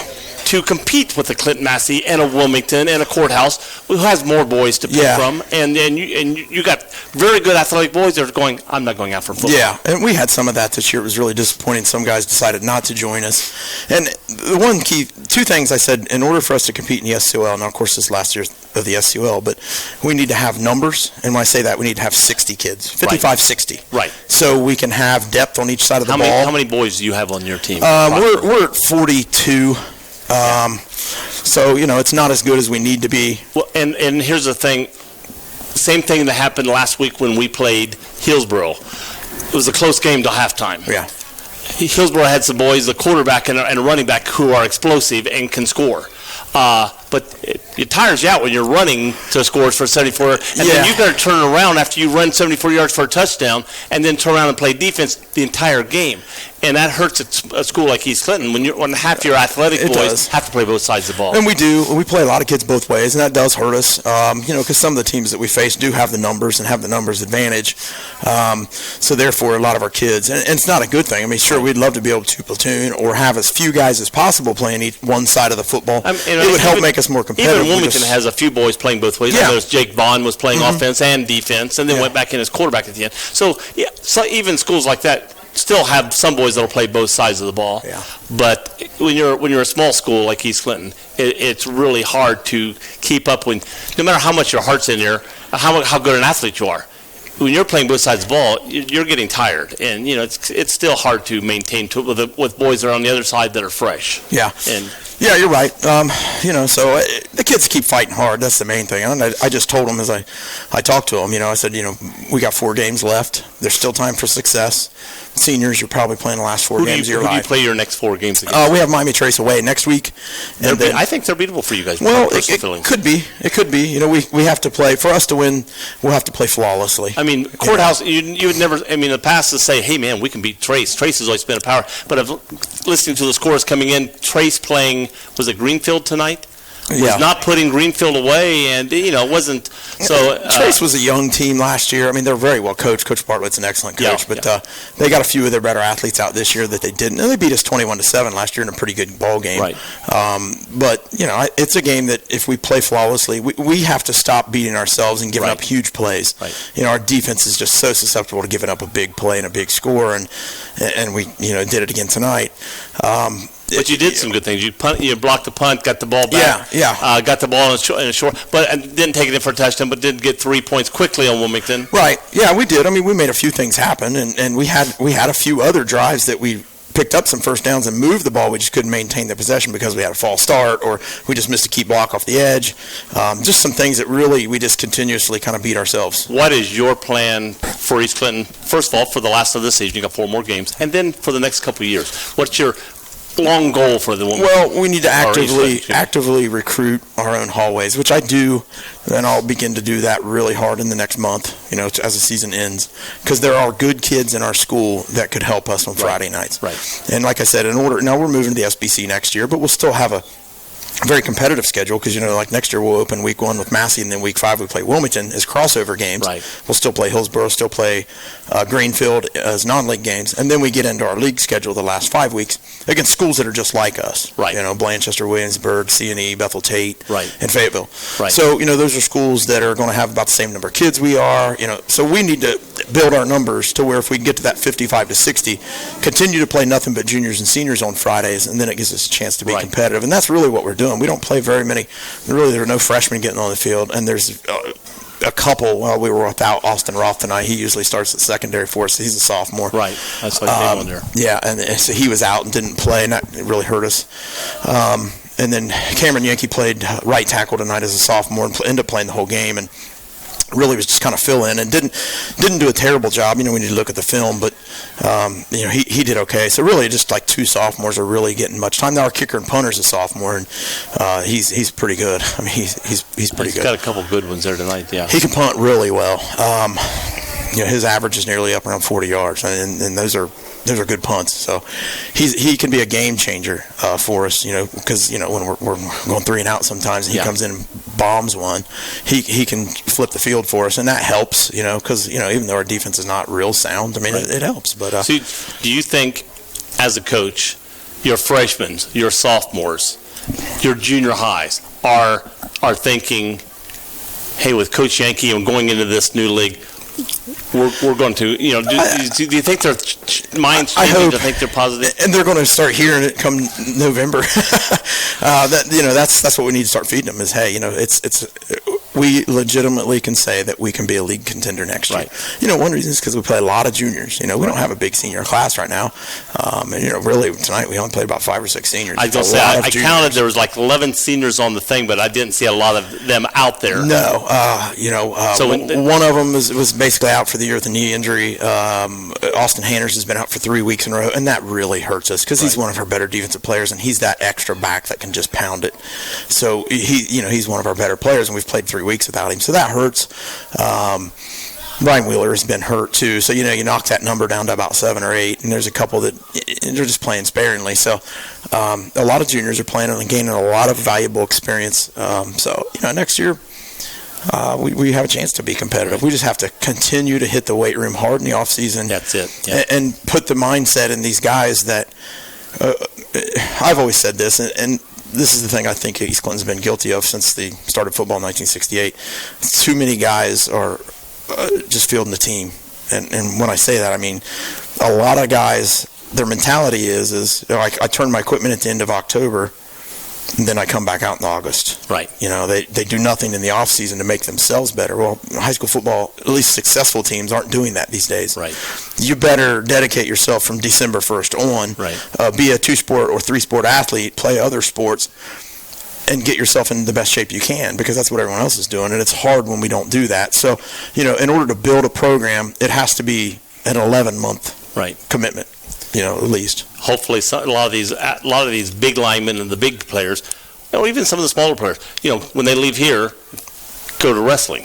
And if they don't go to wrestling, they're basketball players, like Wyatt Floyd. And then the ones that aren't that, stay in a sport, and then go out for track. When I was track coach here, I was trying to get the football players to come out for shot and disc or running. Well, we did have success this year with getting a lot of our football kids out for track. It works really well with the football team because they can still hit the weights, go to the track, and do that. Wrestling, I'd like to see the numbers increase, and I really push that. I tell all my kids, I'm like, if you're not a basketball player, then wrestle, because in my opinion, there's really no better sport that goes along with football than wrestling. And you see a lot of successful wrestling programs lead to successful football programs. Clinton Massey, Blanchester, exactly. They have successful wrestling programs that helps in football. We need to do that. We need to be able to boost those numbers for all athletics in East Clinton. And each sport helps the next sport. Yes, we have to. Yeah, when you're a small school like this. Yeah, we are. You're not a Centerville that's going to just have kids that are football and that's all they play. I mean, you could have 1 or 2 kids that's a football kid, but as a whole, for your program to be good, you've got to have kids playing all sports. I tell our kids, and I'll meet with all of them throughout November. We just have one-on-one meetings, and I tell them that, to me, as a head football coach, it's not acceptable if you're a one-sport athlete. You have to play a second sport. And that's where we really picked up I'm like, well, what are you going to do? You going to wrestle or you going to play basketball? And they're like, that's just not me. I said, okay, do you play baseball? No, well, then you're running track. That was that's how I put it to them. Yeah, then you're going to run track. Coach Dean's going to get you out there and you're going to run track. And a lot of them did. Numbers were up. I mean, it was good. And it was amazing. Like, some of them got out there and started doing it and really enjoyed it. Well, and to tell these kids, Zeke, the running back for Ohio State that's now playing for Dallas, he was an all-star athlete running. He went to state in track. And he won 4 state titles his senior year. Right. So, if they're thinking, I'm a football player. Well, he was a football player. Went to a pretty good school to play football. And got drafted in the decent team in the pros as a running back. But he excelled in track in high school. Yeah, and that's we're just trying to we got to build our athletics, and hopefully with the move to the SBC, hopefully it's better for us and helps make it more competitive. I would have hoped. I was always hoping East Clinton could get back in with Jamestown, Greenview, and Cedarville. Those schools aren't that far away, and they're same size schools. Not down in that. We did apply to the OHC because they had 2 openings, and which basically would have been the Kent and Trace Conference all over again. Our division minus Waynesville and Clinton Massey would have had everyone else. Right. Would have been a good fit for us, but the league decided to go with Greenon instead of us, which geographically makes sense. But it would have been a great fit for us. Cedarville, Southeastern, Greenview, all them schools. But it didn't work out. But, the SBC with the 2 divisions, I think it's going to be great for us, Clinton Massey and Wilmington. Now that they're going to a 2 division. Yeah, that'll be good for us. If it went over with 1 division, it would not have been good. No. But with the 2 divisions, the way they're doing it, I think it'll be Yeah, good. there'll be 12 football schools in that conference, and it's going to be really good. I mean, our side will have 4. Well, currently, now next year they'll have a realignment a little bit. We may fall to Division 6 because we only missed it by 2 boys last time. Wow. We were 2 boys away from being D6. Our division currently we'll have 4 Division 5 schools like us, and then 2 D6 schools. So that's good for us. Well, you don't take, what'd you say, winning the game or a losing moral victory. Yeah, moral victory. Yeah. But from people who watch the game and from alumni, even though with the score like it is, I saw a lot of bright things that I think I see you putting your hand in out there. There was some good things tonight. I mean, I hate to say that when you lose 42-10, but that we did a few things pretty well against a good football team. Right. And that's what I tell our guys. I'm like, we had several good drives offensively against their ones on defense, and they couldn't stop us. They couldn't stop Anthony. Before you go, I got to ask you the question. Okay. The question. Do you miss refereeing basketball? Yes, actually, it's funny you say that. I do, and last year I helped Mr. Marsh out with a couple scrimmages, and it's been 5 years since I've refed, and I was like, man, so I called the state, and they're like, well, it's too late to get your license this year, so I think I'm going to go ahead and try to get back into doing it a little bit. I'm thinking about getting out of secretary. I do not want to be secretary. So you can come back to your old job. I will not be secretary. It's just way too much work. But I'd like to get out and ref a few games. It's fun. I had surgery on both my feet like 6 years ago, so I really had a lot of trouble. And I had trouble just walking. Yeah. I'm feeling better. Lost a lot of weight. I needed to because I was fat. I feel better. But of course, I'm getting older. But I think I could run up and down the court a little bit. And if you get to the varsity, which I think you can keep you already had your varsity. Class 1. So you're still Class 1. And with 3 men anymore, it's not that hard. Yeah, I'd like to do that. I'd like to see. We'll see what happens. I'd like to get out and do a little basketball. It'll keep me in shape. Here's the thing. I'm coaching middle school girls at Massey. Oh, okay. All right. So you could be refereeing my games. I'd love to do one of your games. That'd be fun. It's going to be everything. Well, thank you for coming in and giving us some time, and I wish you luck for the rest of the season. Okay, thanks. We need it. Appreciate it, Rick. Thank you, guys. Back to Rick here as we get off the air. And, of course, that was Jeremy Yankee, the head coach here at East Clinton, and always a pleasure to talk with him, and we love coming to Lee's Creek. So this is Rick Phillips for Joe Davis and Roger on camera. Good evening, everyone, and go King.